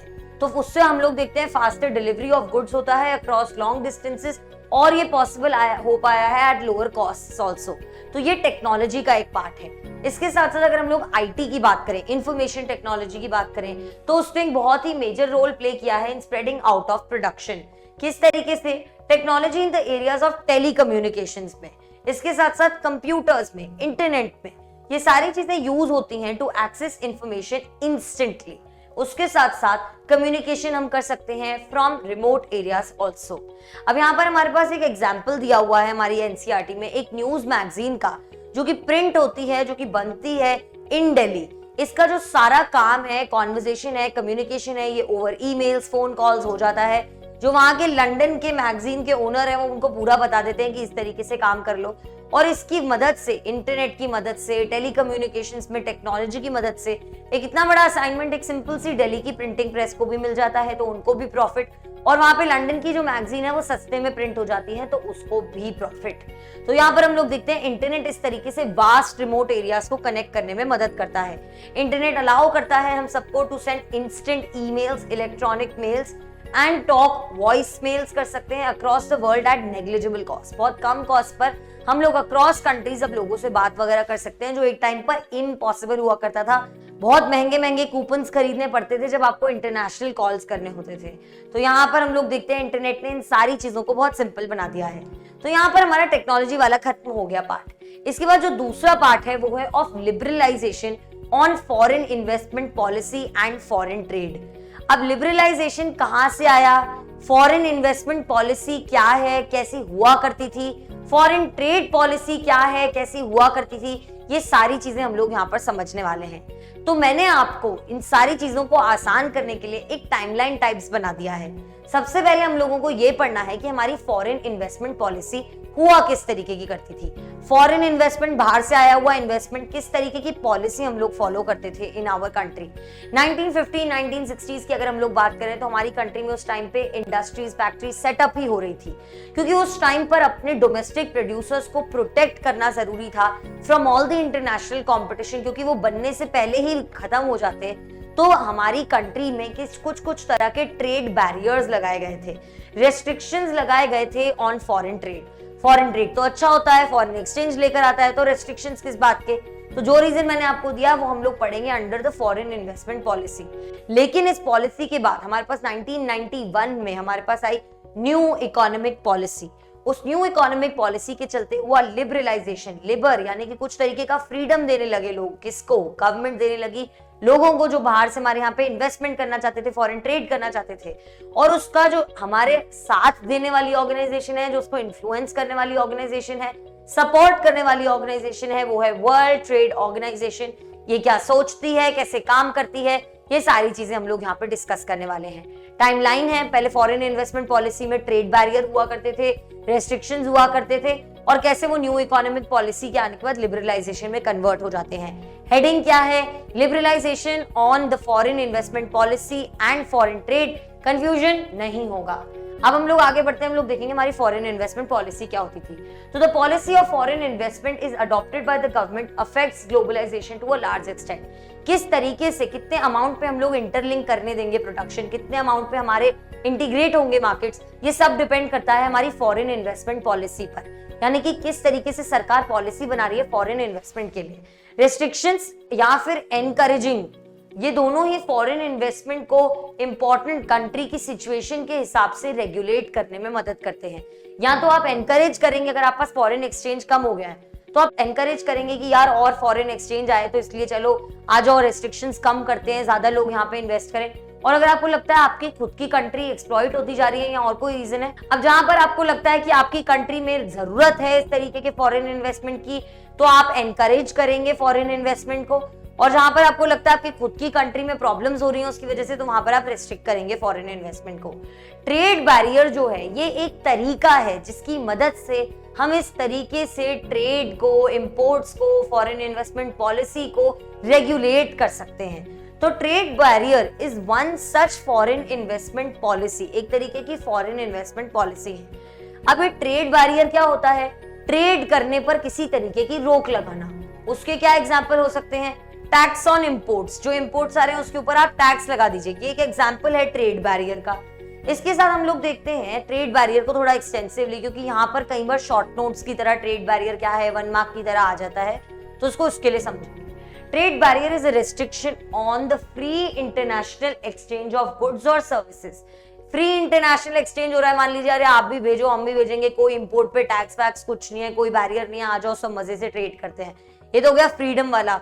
ट्रेड बैरियर वाला क्या होगा कि अब हम कोई रेस्ट्रिक्शंस लगा देते हैं, कोई रेगुलेशंस लगा देते हैं। Barriers because some restrictions has been set up. क्यों होता है बैरियर? क्योंकि किसी तरीके का रेस्ट्रिक्शन लगाया गया है। टैक्स ऑन इंपोर्ट्स एक एग्जाम्पल है, जैसे कि हम लोग जिसे इंपोर्ट ड्यूटी कहते हैं, ऑफ अ ट्रेड बैरियर हम पढ़ के आ गए। Governments can use trade barriers to increase और डिक्रीज, यानी कि रेगुलेट द फॉरेन ट्रेड। मैंने फिर कहा कि सिर्फ और सिर्फ घटाने के लिए ही नहीं होता है ये पॉलिसी, बल्कि इंक्रीज या डिक्रीज उसको रेगुलेट करने के लिए, मैनेज करने के लिए होता है trade barrier. And to decide what kinds of goods and how much of each should come into the country, यानी कि ना ही सिर्फ आना चाहिए या नहीं आना चाहिए, कितना आना चाहिए, कितनी क्वांटिटी में आना चाहिए, ये सब भी हमारी गवर्नमेंट डिसाइड करती है according to the trade barriers. अब इसका एक और एग्जाम्पल क्या हो सकता है? कोटास। ये एक और एक एग्जाम्पल है जो कि रेस्ट्रिक्शन की तरह सामने देखने को मिलेगा ऑन द वॉल्यूम। वॉल्यूम यानी कि कितनी क्वांटिटी में, कितने बल्क में आने वाला है, और the quantity of goods to be exported और इंपोर्टेड, यानी कि जितना सामान आएगा, जितना जाएगा, उस पर हम कुछ कोटा सेट कर लें कि भाई रशिया से इतना ही आ सकता है, यूएस से इतना ही आ सकता है, यहाँ पर इतना ही भेज सकते हैं। तो अगर कोटा सिस्टम जो है ये भी एक तरह का ट्रेड बैरियर है। ट्रेड बैरियर हमने देखा टैक्स ऑन इंपोर्ट्स, उसके अलावा कोटा सिस्टम, ये दोनों ट्रेड बैरियर्स की तरह, एग्जांपल्स की तरह हमारे सामने आते हैं। ये किसका पार्ट बन जाते हैं? फॉरेन इन्वेस्टमेंट पॉलिसी का। ट्रस्ट मी, इससे सिंपल तरीके से आप ये चीज नहीं समझ पाएंगे। अब यहाँ पर हम लोग देखेंगे रेस्ट्रिक्शंस क्या होते हैं ऑन फॉरेन ट्रेड। तो जो इंडियन गवर्नमेंट है आफ्टर इंडिपेंडेंस, इसने क्या किया था? पुट किए थे barriers on foreign trade and foreign investment. क्यों किया था? जैसा कि मैंने आपको बताया, this was considered necessary to protect the producers within the country. हमारे यहाँ पे जो लोग प्रोड्यूस कर रहे थे from the foreign competition, as the industries were just setting up in 1950s and 1960s। 1950-60 में बनना स्टार्ट हो रही थी, उनको प्रोटेक्ट करने के लिए इस तरीके के कुछ रेस्ट्रिक्शंस, बैरियर्स लगाए गए थे। Imports of only essential items जैसे कि मशीनरी, फर्टिलाइजर्स, पेट्रोलियम, जो कि आगे बढ़ाने वाला है आपके प्रोडक्शन को, इनको इंपोर्ट किया जाता था। बाकी सारी चीजों को हम लोग नहीं एंटरटेन करते थे। तो यहाँ पे इंपोर्ट्स किस चीजों के होते थे, ये भी एक इंपॉर्टेंट पार्ट बन सकता है। रेस्ट्रिक्शंस क्या है ये भी हमने देख लिया। अब न्यू इकोनॉमिक पॉलिसी आ जाती है, ये एक्सप्लेन करना है हम लोगों को। यहाँ से आपके पास अगर बहुत लंबा 5 मार्क्स का क्वेश्चन आता है तो आप ये ट्रेड बैरियर्स वाली कहानी भी सुनाएंगे। आप बताएंगे कि कैसे हमारे यहाँ पर रेस्ट्रिक्शंस होते थे on foreign investment and foreign trade, किस तरीके से हमारी फॉरेन इन्वेस्टमेंट पॉलिसी इस तरीके की होती थी जो प्रोटेक्ट करती थी हमारे डोमेस्टिक प्रोड्यूसर्स को। 1915 और 1960s में हमारे यहाँ पे प्रोडक्शन होना स्टार्ट हो रहा था। ये कैसे किया जाता था? This was done by the help of trade barriers, जिसका एग्जाम्पल हो सकता है tax on imports and the quota system. Tax on imports या फिर इंपोर्ट ड्यूटी, ट्रेड बैरियर्स, इसके अलावा कोटा सिस्टम, ये अलग अलग तरीके से पूछे जा सकते हैं 1-1 मार्क की तरह। इसके अलावा आपसे पूछा जा सकता है कि हमको पता है टैक्स ऑन इंपोर्ट्स तो एक ट्रेड बैरियर का तरीका है, कोई दूसरा पता है तो आप वहां पे कोटा सिस्टम के बारे में बताएंगे। तो इस तरीके से यहाँ पर आप इस पार्ट को आंसर करेंगे। अगर 3 मार्क का क्वेश्चन है, दोनों चीजें पूछ रहा है, तो आप यहाँ से इस कहानी को लिखना स्टार्ट करेंगे। उसको एक पॉइंट में समझा देंगे कि पहले ट्रेड बैरियर्स थे, उसके बाद 1991 में न्यू इकोनॉमिक पॉलिसी आती है जिसे हम कहते हैं LPG, लिबरलाइजेशन, प्राइवेटाइजेशन, ग्लोबलाइजेशन। लिबरलाइजेशन हमारी मेन हेडिंग है, तो यहाँ पर लिबरलाइजेशन को डिटेल में पढ़ लेते हैं।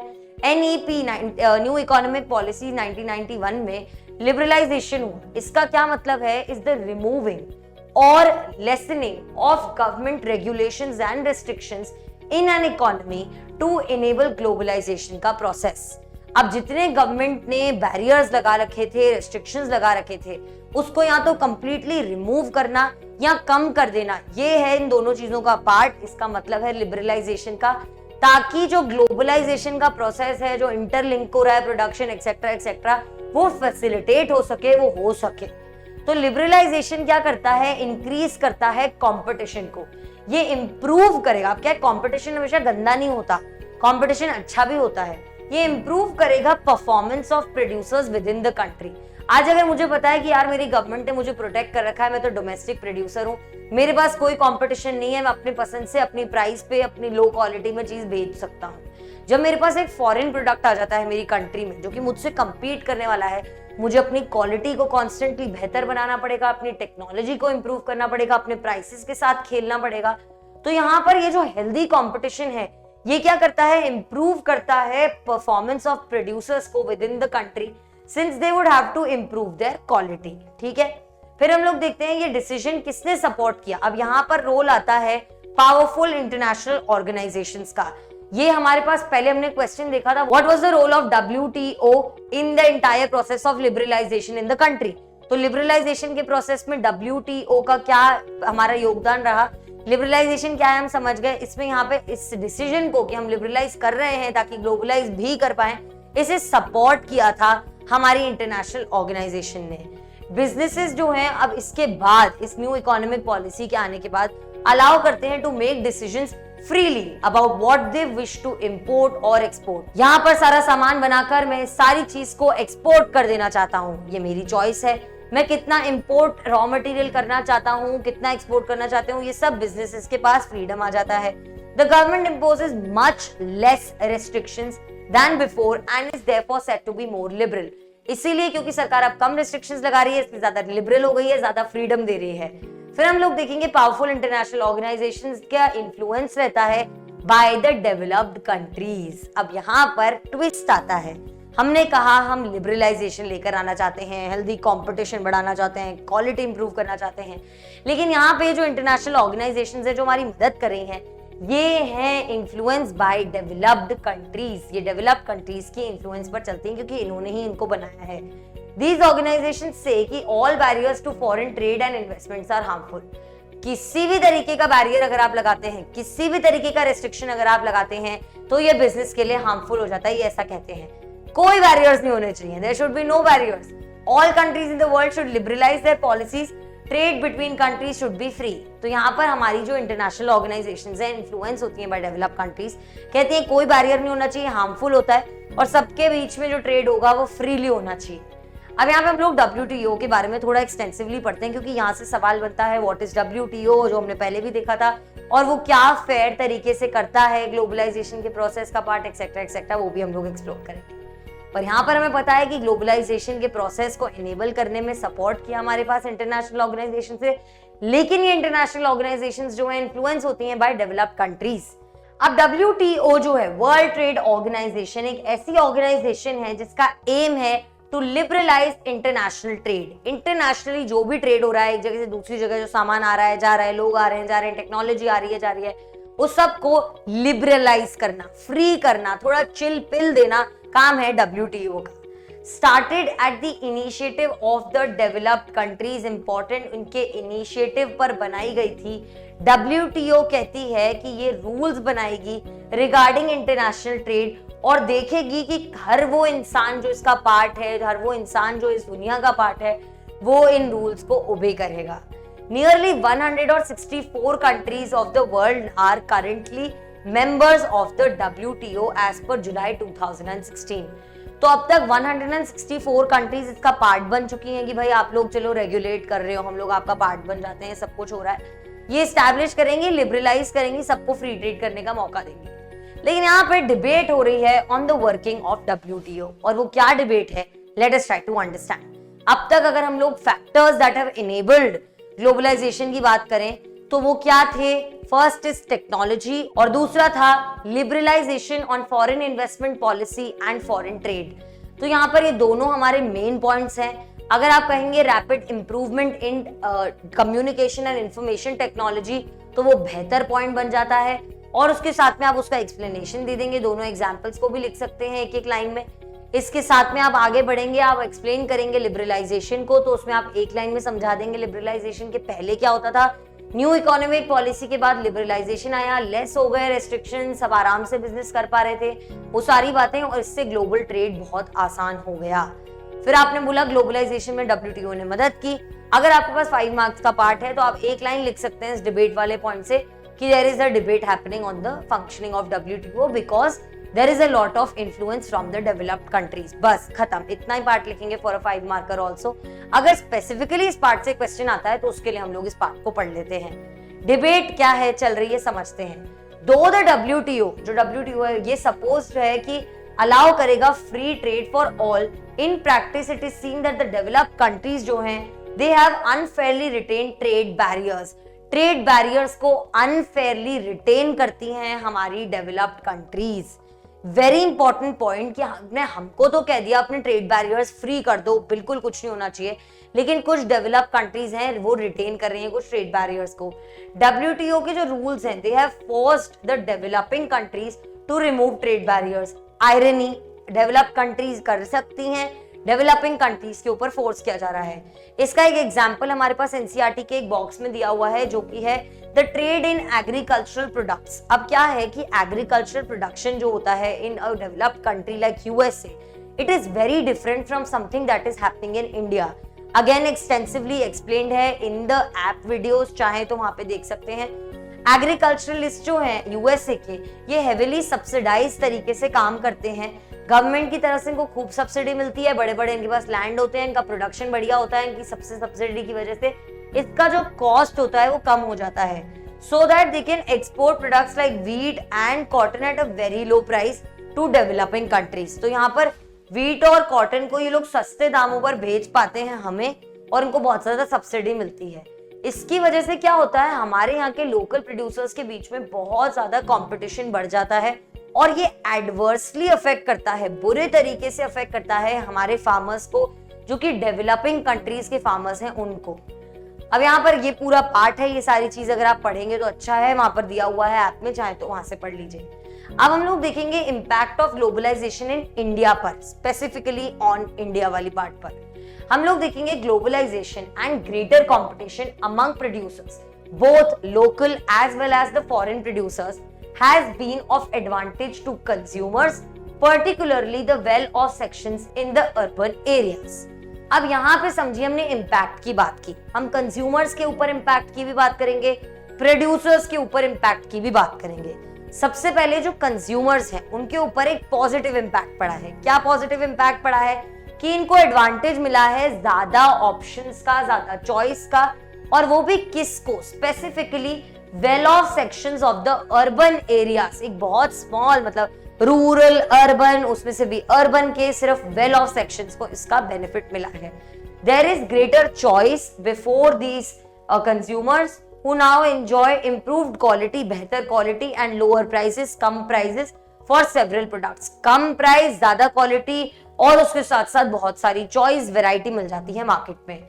इंडस्ट्रीज जो हैं जैसे कि cell phones industry, automobiles, electronics, soft drinks, fast food services, या फिर बैंकिंग जैसी इंडस्ट्रीज भी अर्बन एरियाज में डेवलप होती हुई दिखती हैं ग्लोबलाइजेशन के प्रोसेस में। एज अ रिजल्ट ये जो लोग हैं, people today enjoy much higher standards of living than was possible earlier. अब यहाँ पर देखिए इनको ग्रेटर चॉइस मिला, ग्रेटर चॉइस के साथ साथ इनको इंप्रूव्ड क्वालिटी और लोअर प्राइसेस मिले। इन सारी इंडस्ट्रीज के नाम शायद एग्जाम्पल एक आध याद रख लें, इंपॉर्टेंट है, इम्पैक्ट डालता है आपके आंसर पेपर पे। और उसके साथ में हम लोग देखते हैं, ये लोग देखते हैं हायर स्टैंडर्ड ऑफ लिविंग। लेकिन ये लोग हैं कौन? अगर हम कंज्यूमर्स की भी बात कर रहे हैं तो particularly well of sections of urban areas की बात कर रहे हैं। सबसे पहले अगर हम लोग एमएनसीज की बात करें तो they have increased their investments in India over the past 20 years. पिछले 20 साल में बहुत इन्वेस्टमेंट बढ़ा। These products have a large number of well-off buyers in these industries and services. New jobs have been created. अब यहाँ पे well-off buyers को तो इम्पैक्ट मिल गया, वो हमने पढ़ लिया एक्सटेंसिवली। इसके अलावा यहाँ पे इंडस्ट्रीज और सर्विसेज में नई जॉब्स भी आई हैं हमारे पास after globalisation. Also local companies जो हैं, लोकल कंपनीज को क्या बेनिफिट मिला है कि ये जो सप्लाई कर रही हैं रॉ मटेरियल को, ये बहुत ज्यादा प्रॉस्पर करने लगी हैं। यानी कि लोकल कंपनीज को भी बेनिफिट मिला है, ये प्रॉस्पर करने लगी हैं क्योंकि ये ज्यादा सप्लाई कर रही हैं अपने रॉ मटेरियल को इन एमएनसीज को। सेकेंडली क्या हुआ है, several of the top Indian companies जो हैं वो इनके मेथड्स को, टेक्निक्स को, टेक्नोलॉजी को देखने के बाद बेनिफिट इनका इंक्रीज हो जाता है फ्रॉम द कॉम्पिटिशन। सबसे पहले तो जो इन्वेस्टमेंट है in newer technology and production methods, ये होता है। नई टेक्नोलॉजी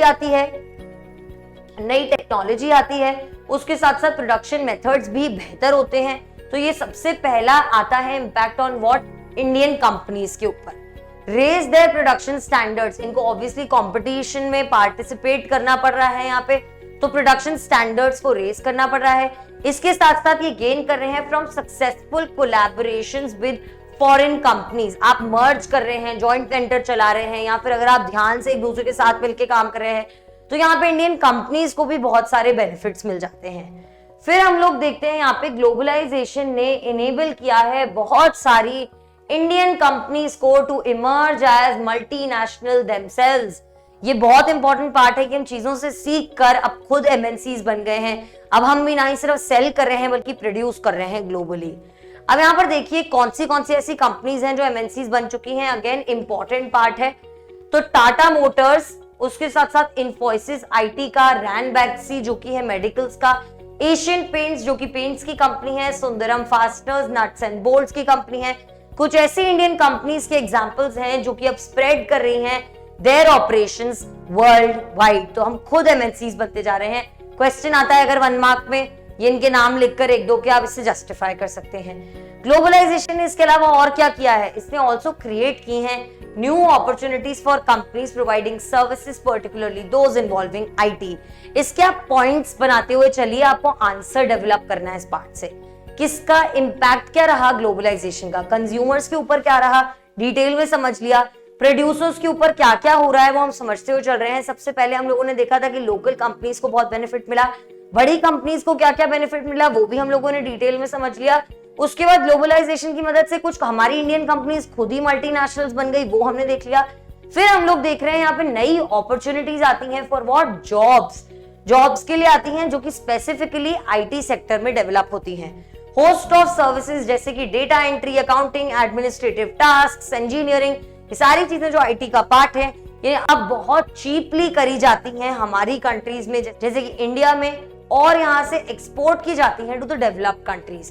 तो यहाँ पर हमारे पास एक बहुत बड़ा मार्केट बन जाता है ऑफ जॉब अपॉर्चुनिटीज। अच्छी वेल पेइंग जॉब्स मिलती हैं by providing all of these skill sets to these developed countries की कंपनीज।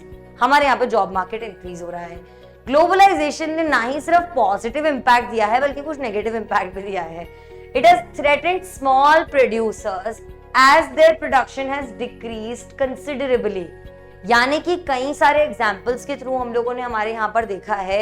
एक अलग अलग आपके पेजेस, 2 पेजेस पर आपको दिखेगा कि इसका इम्पैक्ट नेगेटिवली कैसे हो रहा है। तो यहाँ पे एनसीईआरटी में आप देखोगे कि कई बार ऐसा होता है कि जो प्रोडक्शन लोग कर रहे हैं ऑलरेडी वो सिग्निफिकेंटली डिक्रीज हो गया है। इसके बाद जो प्रोड्यूसर्स हैं स्मॉल इंडस्ट्रीज के, जो कि बैटरीज बना रहे हैं, कैपेसिटर्स बना रहे हैं, plastic toys, tyres, dairy products and vegetables oil बना रहे हैं, ये बहुत ज्यादा इम्पैक्ट होते हैं इस सारे कंपटीशन की वजह से। अगर आप हाई स्टैंडर्ड, क्वालिटी, पैकिंग एकदम A1, ये सारी चीजें, एडवर्टाइजिंग, इन सब चीजों को साथ में ले आते हैं तो इन लोगों के लिए compete करना बहुत ज्यादा मुश्किल हो जाता है। इसके अलावा हम लोग देखते हैं गवर्नमेंट के क्या क्या स्टेप्स रहे टू अट्रैक्ट फॉरेन इन्वेस्टमेंट। अपने आप में ये एक क्वेश्चन है, तो आप इस चीज को ध्यान से लेके चलिए कि गवर्नमेंट के क्या स्टेप्स रहे to attract foreign investment. In recent years हम लोग देखते हैं सेंट्रल और उसके साथ साथ स्टेट गवर्नमेंट्स इन इंडिया ने भी स्पेशल स्टेप्स लेना स्टार्ट किए हैं फॉरेन कंपनीज को अट्रैक्ट करने के लिए कि वो आकर हमारी कंट्री में इन्वेस्ट करना स्टार्ट करें। इंडस्ट्रियल जोन्स बना दिए गए हैं हमारी कंट्री में, जिन्हें हम कहते हैं स्पेशल इकोनॉमिक जोन्स या फिर SEZs, जो कि आजकल सेटअप किए जा रहे हैं। किस लिए? कि आप भारत की कंपनीज को ऐसा बढ़िया सा माहौल बना के दीजिए कि यहाँ पर आकर ही इन्वेस्टमेंट करें। जो माहौल हम ई-सरल पे बनाते हैं एग्जाम से पहले कि सब लोग यहीं पर आकर प्रेपरेशन करें। How is the josh? Everybody's josh is supposed to be high. हम स्पेशल एजुकेशन जोन बना रहे हैं यहाँ पर और हम सबको यहाँ पर अट्रैक्ट कर रहे हैं कि सब लोग यहाँ पर आकर पढ़ें। ढिंडोरे पिटवा दीजिए एक बार, ई-सरल है तो सब सरल है, तालियों के साथ। चलिए एनीवे मूविंग अहेड, हम लोग देखेंगे SEZs जो हैं special economic zones are to have world class facilities. बढ़िया एकदम फैसिलिटीज होंगी यहाँ पे, इलेक्ट्रिसिटी की, पानी की, रोड्स की, ट्रांसपोर्ट की, स्टोरेज की, रिक्रिएशनल एक्टिविटीज और उसके साथ साथ एजुकेशनल फैसिलिटीज की भी। ये क्यों इंपॉर्टेंट है? क्योंकि जो बाहर के एम्प्लॉयज यहाँ पर आकर रहेंगे, यहाँ के एम्प्लॉयज जिनको हायर करके वहां पे रखा जाएगा, तो उनके पास ये सब एंटरटेनमेंट भी होना चाहिए एकदम वर्ल्ड क्लास फैसिलिटीज वाला। तो ये सारी चीजें हमें स्पेशल इकोनॉमिक जोन्स में देखने को मिलती हैं। कंपनीज जो कि सेटअप कर रही हैं प्रोडक्शन यूनिट्स को SEZs में, इनको पे नहीं करने होते taxes for initial period of 5 years। Government ने क्या स्टेप्स लिए? सेंट्रल स्टेट ने मिलकर लिए, SEZs सेटअप किए, SEZs में वर्ल्ड क्लास फैसिलिटीज दी। 5 सालों तक आपको टैक्स नहीं भरना है, ये भी बोल दिया। गवर्नमेंट ने कंपनीज को अलाउ किया है टू इग्नोर सर्टेन रूल्स। एक तो marker is not helping me, ignore certain rules, finally marker help me. तो इग्नोर करने के लिए सर्टेन रूल्स को हम लोगों ने यहाँ पर देखा कि गवर्नमेंट ने अलाउ किया है इन कंपनीज को। इंस्टेड ऑफ आप hiring workers permanent regular basis पे, ये जो कंपनीज है ये हायर कर सकती हैं वर्कर्स को flexibly for short periods. Flexibly, आराम से, अपनी कन्वीनियंस के हिसाब से, आपको जब लगे आपको जरूरत है तब इन लोगों को यहाँ पे रख लीजिए, उसके बाद निकाल के बाहर फेंक दीजिएगा। When there is intense pressure of work, now this is a very problematic thing. How we will understand? लेकिन यहाँ पर ये चीज मैंने बहुत अच्छे से एक्सप्लेन की है on the app, please go and check this out. बहुत अच्छे से आपको वो बॉक्स जो है आपके NCERT में समझ में आने लग जाएगा। तो अब हम लोग वहां पे देखते हैं कि हमारे पास जो गवर्नमेंट है ये अलाउ करने लग गई है फ्लेक्सिबिलिटी। आप 5 साल तक टैक्सेस मत दीजिए, इसके बाद आप क्या कीजिए, कुछ सर्टेन रूल्स को इग्नोर भी कर सकते हो। आप ना फ्लेक्सिबली लोगों को एम्प्लॉय करो, पूरे परमानेंट रेगुलर बेसिस पे मत करो। This is done to reduce the cost of labour for the company. क्योंकि आप कॉस्ट कम होगा, प्रॉफिट ज्यादा होगा, MNCs को अट्रैक्शन मिलेगा और इस तरीके से हम लोग यहाँ पर MNCs को ज्यादा सेटअप करवा पाएंगे। लेकिन ये एक प्रॉब्लम की तरह सामने आता है, कैसे वो मैंने समझाया हुआ है ऐप में। Impact of globalization has not been uniform among producers and workers। ये वही पार्ट है जो कि इन दोनों बॉक्सेस में से बाहर निकल कर आता है। अब प्रोड्यूसर्स को जिस तरीके का इम्पैक्ट हो रहा है और जो वर्कर्स हैं उनको जिस तरीके का इम्पैक्ट हो रहा है इस ग्लोबलाइजेशन की वजह से, ये यूनिफॉर्म नहीं है, एक जैसा नहीं है। वो विज़-वी वाला जो क्वेश्चन मैंने आपको स्टार्टिंग में पढ़ाया था वो यहाँ पर आंसर हो जाएगा। Globalisation and the pressure of competition have changed the lives of workers. जो लोग काम करते हैं उनकी जिंदगियां बदल चुकी हैं after the process of globalisation. Growing competition की वजह से कई सारे एम्प्लॉयर्स जो हैं आजकल फ्लेक्सिबली लोगों को एम्प्लॉय करते हैं अपने हिसाब से जब प्रेशर ज्यादा है काम का। दिस मीन्स कि जो वर्कर्स हैं उनके पास जॉब्स जो हैं वो सिक्योर नहीं है, उनके पास जॉब सिक्योरिटी नहीं है। For example in the garment export industry, ये वो एग्जाम्पल है जिसकी मैं आपको बात कर रही हूँ, आपके NCERT का बॉक्स है, मैंने एक्सप्लेन किया हुआ है तो वो पढ़ सकते हैं वहां से। तो ग्लोबलाइजेशन प्रेशर ऑफ वर्क लेकर आता है और उसके साथ साथ में क्योंकि आपकी जॉब सिक्योरिटी नहीं है तो आपके ऊपर काम करने का, डिलीवर करने का बहुत ज्यादा मतलब इमेंस प्रेशर बिल्ड होने लगता है। फिर हम लोग देखते हैं इंडियन गारमेंट एक्सपोर्टर्स जो हैं, जो कि इस एग्जांपल में है, they try to cut their own cost by reducing labor costs as raw material costs cannot be reduced. Raw material cotton के कॉस्ट को तो आप इंक्रीज या डिक्रीज कर नहीं सकते, उसको तो आप रेगुलेट कर नहीं सकते। किस चीज को रेगुलेट कर सकते हो? लोगों के लेबर के ऊपर लगने वाले कॉस्ट को।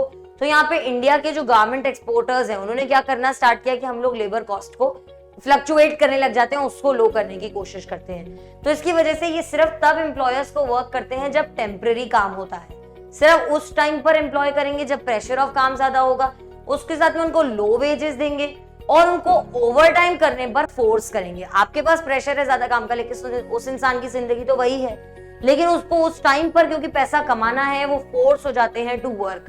तो यहाँ पे they are force to do overtime to manage their expenses. Even in the organise sector, अगर हम लोग ऑर्गेनाइज सेक्टर की बात करें तो अब वर्कर्स के पास कोई प्रोटेक्शन नहीं है, उसके साथ साथ बेनिफिट्स जो हैं जो अब पहले एंजॉय करते थे वो कम हो चुके हैं सिग्निफिकेंटली आफ्टर ग्लोबलाइजेशन। इसके अलावा हम लोग जब WTO की बात कर रहे थे तो वो हमारा आखिरी पार्ट ऑफ द चैप्टर पर हम लोगों को ये ले आता है, which is the struggle for fair globalisation. I hope आपको ये सारा पार्ट अब तक समझ में आया होगा। फेयर ग्लोबलाइजेशन का क्या मतलब है कि क्या ग्लोबलाइजेशन सही तरह से फेयर तरीके से हर व्यक्ति को, हर इंसान को, हर सेक्शन को, हर कंट्री को इंपैक्ट करता है?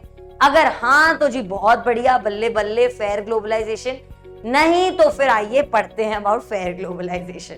तो क्योंकि नहीं है तो इसीलिए हम आगे पढ़ रहे हैं। फेयर ग्लोबलाइजेशन क्या करेगा? It would create opportunities for all and also ensure that the benefits of globalisation are shared better. दो चीजें, सबके पास काम करने की अपॉर्चुनिटी होगी, सबके पास बहुत कुछ होगा, और दूसरी चीज इसका जो बेनिफिट आएगा, अगर फॉरेन इन्वेस्टमेंट आ रहा है, अगर कोई कंपनी सेटअप हो रही है तो उसका बेनिफिट जो होगा वो भी सबके बीच में समता वाले भाव से फेयर तरीके से डिस्ट्रीब्यूट होगा। People with education, skill and wealth have made the best of the new opportunities arise due to globalisation.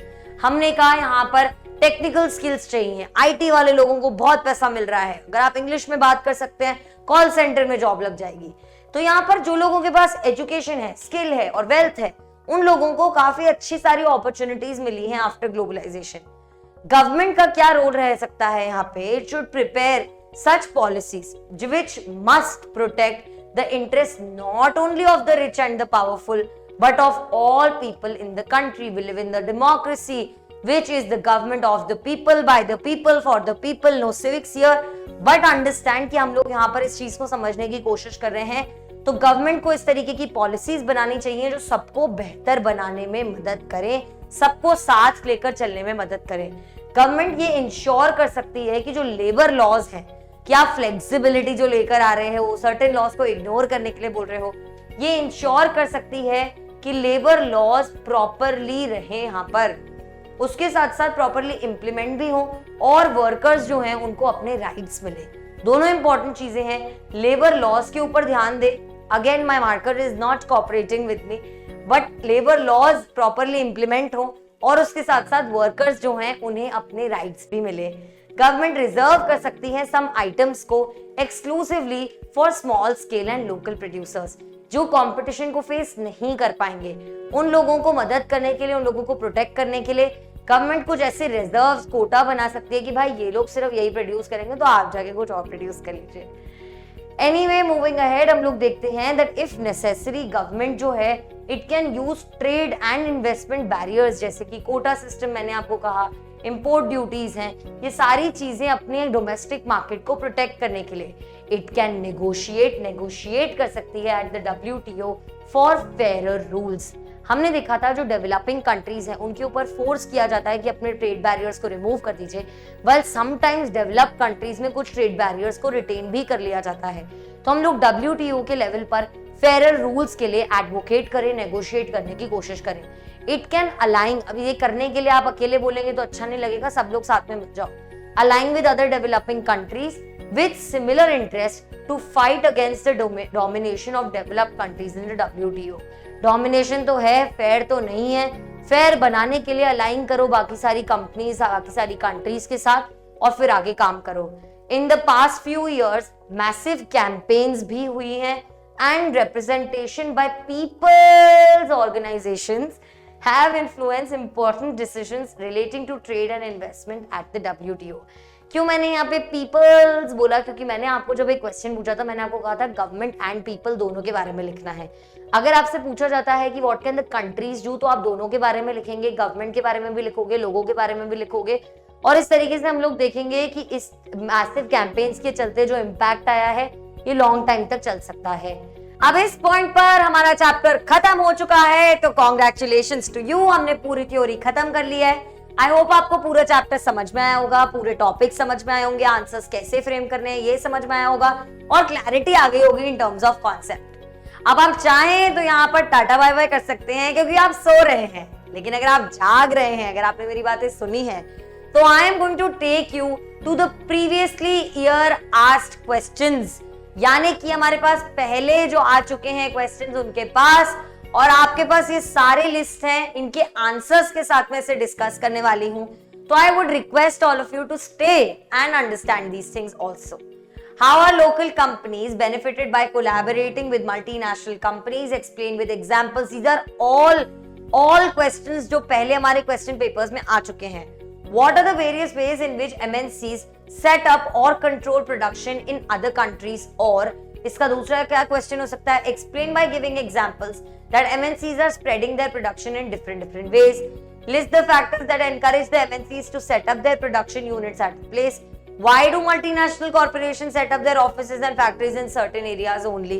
ये सारे अलग अलग चीजों के से रिलेटेड है। जैसे यहाँ पे हमें लोकल कंपनीज के क्या बेनिफिट मिल रहा है, पॉजिटिव इंपैक्ट ऑफ ग्लोबलाइजेशन बताना है। यहाँ पर हम लोगों को बताना है कि कैसे interlinking of production across countries की बात हो रही है, तो उसमें से हम लोगों को समझाना है। एग्जाम्पल आप दे सकते हो बड़ी बड़ी कंपनीज का, जैसे कि आप लोग बात कर सकते हो अबाउट हमारी फोर्ड मोटर्स, यहाँ पर आप बात कर सकते हो अबाउट एनी अदर कंपनी, अपनी इमेजिनरी कंपनी जो कि कार बना रही है। यहाँ पर हम लोग किस बात की बात कर रहे हैं? हम लोग बात कर रहे हैं about factors that encourage MNCs. इसके अलावा हम लोग क्या क्या क्वेश्चंस यहाँ पे देखेंगे, मैं साइड में हो जाती हूँ ताकि आप आराम से पूरी स्क्रीन को देख सकें। तो यहाँ पर हम लोग देखेंगे about globalisation has been advantages to consumers as well as to producers. तो यहाँ पर सपोर्ट करेंगे हम इस स्टेटमेंट को विद सूटेबल एग्जांपल्स, कैसे ग्लोबलाइजेशन ने एडवांटेज दिया है टू नॉट जस्ट कंज्यूमर्स बल्कि प्रोड्यूसर्स को भी। यहाँ पे सिर्फ एडवांटेजेस की बातें हो रही हैं, तो दुख दर्द कहानियां ना रोए।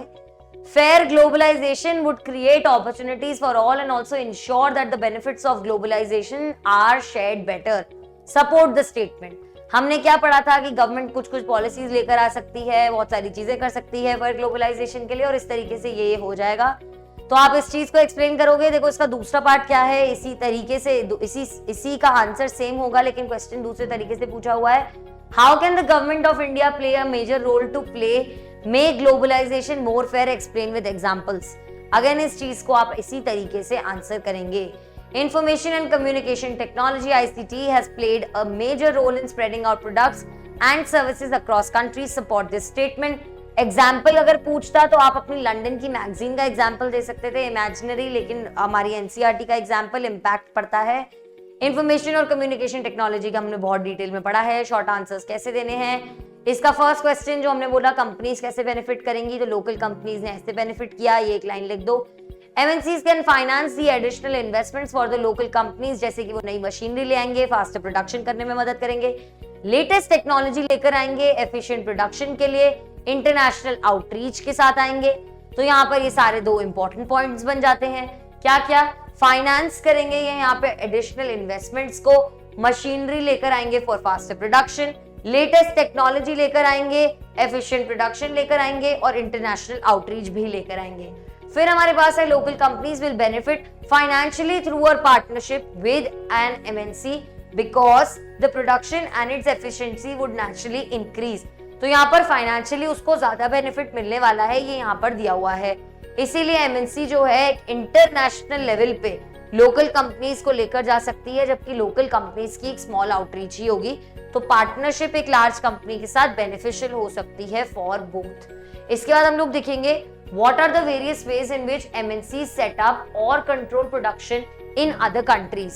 तो यहाँ पर हम लोग देखेंगे किस किस तरीके से होता है, by buying up local companies, ये कैसे होता है हम सब पढ़ चुके हैं। कारगिल फूड्स ने कैसे मर्ज कर लिया पारक फूड्स के साथ, कैसे उसे खरीद लिया गया, ये आपने देख लिया है। फिर हम लोगों ने बात की अबाउट जॉइंट वेंचर, साथ में काम चला लो।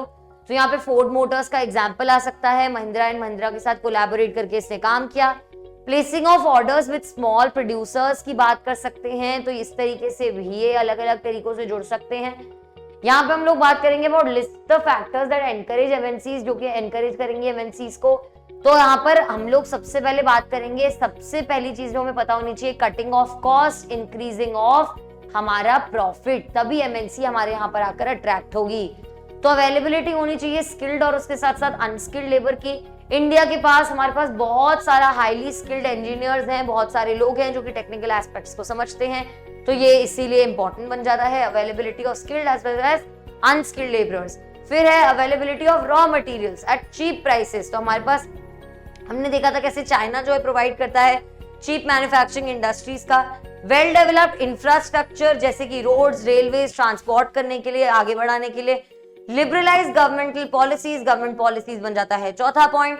Closeness to the markets, markets पास में हो तो आसानी से, जैसे हमने मेक्सिको और ईस्टर्न यूरोपियन कंट्रीज का एग्जांपल देखा था कि कैसे वो यूएस और यूरोप के मार्केट के पास में है, तो वहां पे प्रोडक्शन अच्छे से हो सकता है। और सेफ एनवायरनमेंट, ये सारी चीजें जो हैं ये एनकरेज करेंगी एक एमएनसी को सेटअप होने में। ग्लोबलाइजेशन ने एडवांटेज दिया है to consumers as well as producers. That consumers को तो बहुत सारे एडवांटेजेस हैं, वो हम पढ़ ही चुके हैं। तो यहाँ पर हम लोगों को पता है कि हमको दोनों के एडवांटेजेस के बारे में ही बताना है इनके एग्जाम्पल्स के साथ। जब हम high standard of life, more choice, better quality, low price, consumer के पॉइंट ऑफ व्यू से बताएंगे, उसका एग्जाम्पल दे दीजिए।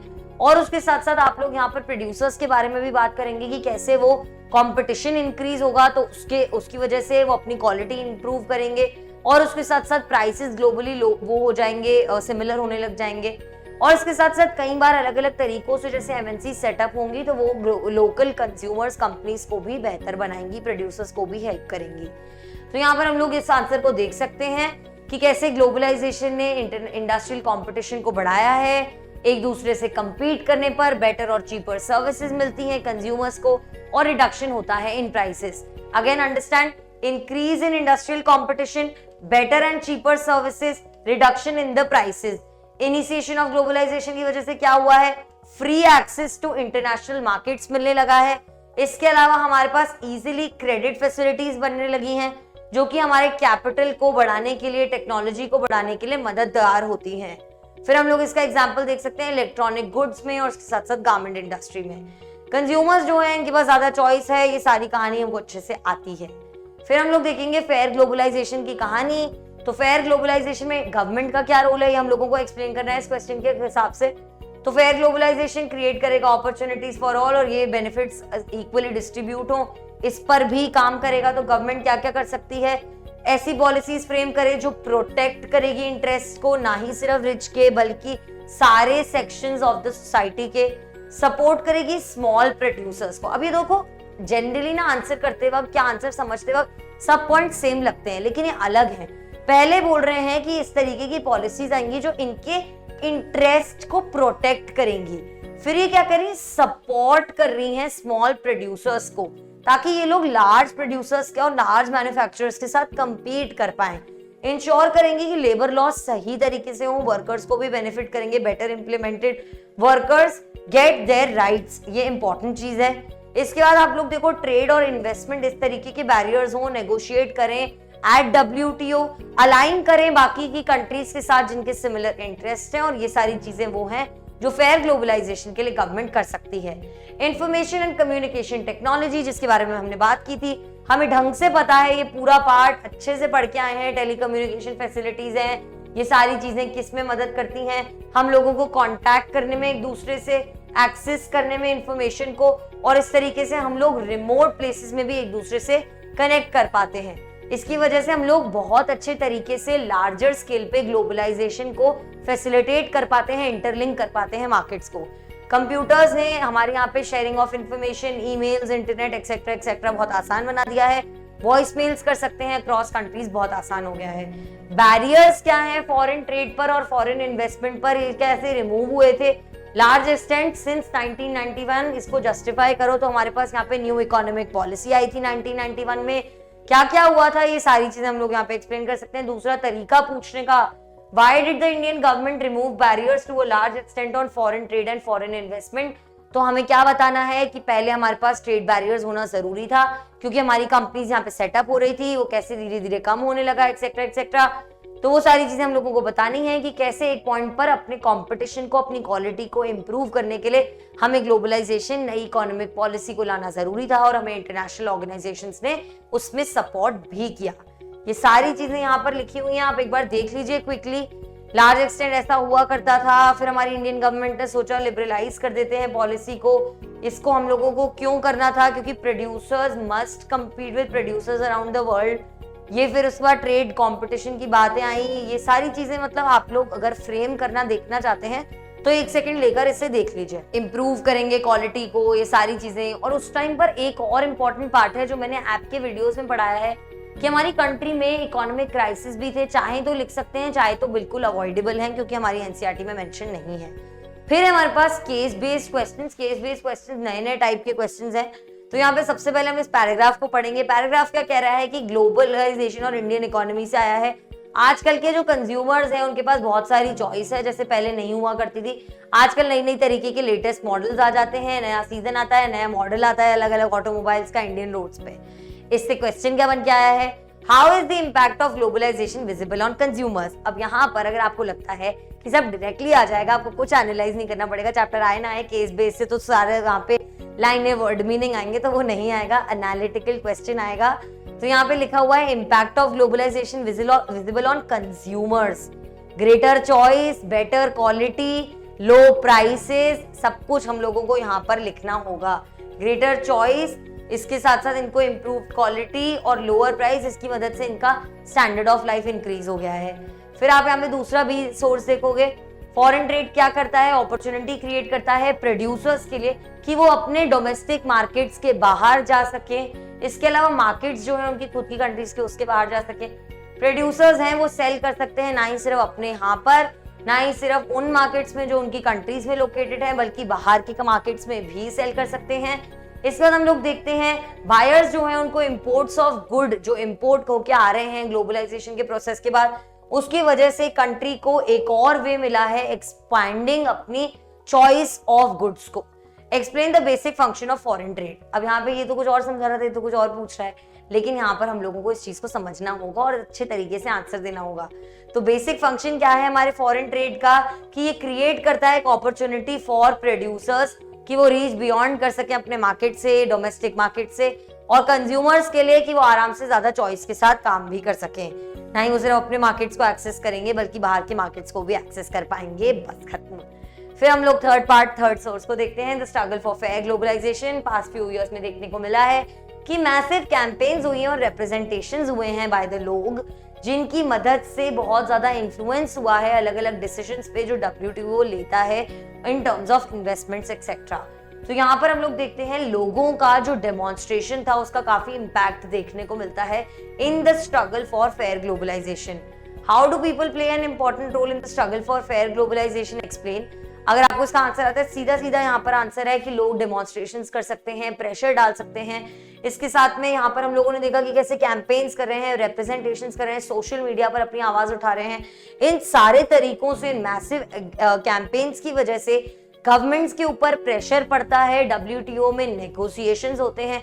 पास्ट में ऐसा हुआ है कि उसमें काफी चेंजेस आए हैं, तो लोगों का भी एक क्रूशियल रोल है यहाँ पर। इसके बाद हमारे पास यहाँ पे है कि इनको सोर्सेज को पढ़ के हमको आंसर करना है। तो MNC ना ही सिर्फ सेलिंग में बिलीव करती है, बल्कि ये इंपॉर्टेंटली प्रोड्यूस भी करती है ग्लोबली। इसकी वजह से एक इंक्रीजिंगली कॉम्प्लेक्स फेज में ऑर्गेनाइज होता जाता है। ये सारा पैराग्राफ वही है जो बात कर रहा है कि कैसे ना चाइना में ये होता था चीप मैन्युफैक्चरिंग, ये मेक्सिको और ईस्टर्न यूरोपियन कंट्रीज से ट्रांसपोर्ट हो रहा है। इंडिया हाईली स्किल्ड इंजीनियर्स और टेक्निकल एस्पेक्ट्स को केटर कर रहे हैं, कस्टमर केयर सर्विसेज दे रहे हैं, सब कुछ। तो यहाँ पर the advantage of spreading of production across country multinationals can be seen immensely. Why MNCs prefer India as the destination? तो उसमें से हमको पता है टेक्निकल स्किल्स हैं, यहाँ पर लोग इंग्लिश में बात कर पाते हैं, और उसकी मदद से ये लोग यहाँ पर चीप लेबर की मदद से, चीप रिसोर्सेज की मदद से अपने कॉल सेंटर्स को सेटअप कर सकते हैं। हाईली स्किल्ड इंजीनियर्स हैं, तो टेक्निकल एस्पेक्ट्स पे मदद आती है। फिर what kind of criterias are looked upon beyond the by the MNCs for investment? तो वो क्या देखते हैं, क्या क्या क्राइटेरिया देखते हैं इन्वेस्टिंग में, कि availability of skilled and unskilled labour at low cost, उसके साथ साथ क्लोजनेस टू द मार्केट्स, उसके अलावा क्या है गवर्नमेंट की पॉलिसीज क्या है, इसके अलावा 2-3 और भी पॉइंट्स हैं कि किस तरीके के रॉ मटेरियल मिल रहा है एक्सेट्रा एक्सेट्रा, ये सारी चीजें, सेफ्टी किस तरीके की है वहां कंट्री की, ये भी इंपॉर्टेंट फैक्टर्स बन जाते हैं। To what extent do you agree that SEZs are encouraged by government for MNCs? अब ये आप कब तक कैसे बिलीव करोगे, तो ऑब्वियसली गवर्नमेंट ही SEZs को बनाते हैं और गवर्नमेंट ही प्रमोट करते हैं, तो गवर्नमेंट एनकरेज करते हैं SEZs को वहां पर हम लोग, इसीलिए क्योंकि गवर्नमेंट वहां पे वर्ल्ड क्लास फैसिलिटीज दे रहे हैं अलग अलग तरह की, और उसके साथ वहां पे इतना बढ़िया काम करके दे रहे हैं ताकि SEZs स्पेशल इकोनॉमिक जोन्स में एनकरेज हुए MNCs और आकर यहाँ पर इन्वेस्टमेंट करें, फैक्ट्रीज लगाएं। Explain how foreign trade has been integrating markets for different countries. तो ये हम लोगों को पता है, हम लोगों ने इस पे थोड़ी सी हिस्ट्री वगैरह भी दे दी है, आजकल चॉइस बढ़ गई है। फॉरेन ट्रेड वाला जो पूरा पार्ट है इंटीग्रेटिंग ऑफ मार्केट्स वाला, वो यहाँ पर आंसर में आ सकता है। How has foreign trade been integrating markets for different countries, इसका ये पूरा पार्ट वापस से यही same. And this brings us to the end of this chapter and also the previous year questions का discussion. I hope you enjoyed it. I hope you understand it. I hope you know कि किस तरीके से सवाल बन सकते हैं। एक बार I would want you to go back to the questions जो मैंने आपको initially दिखाए थे। वो क्वेश्चंस जो हैं पूरा कवर करते हैं चैप्टर को, चैप्टर एंड पे आ चुका है। Congratulations, I hope you've understood globalization. Thank you so much for staying tuned and we are obviously there क्योंकि ई सरल है तो सब सरल है। Thank you so much.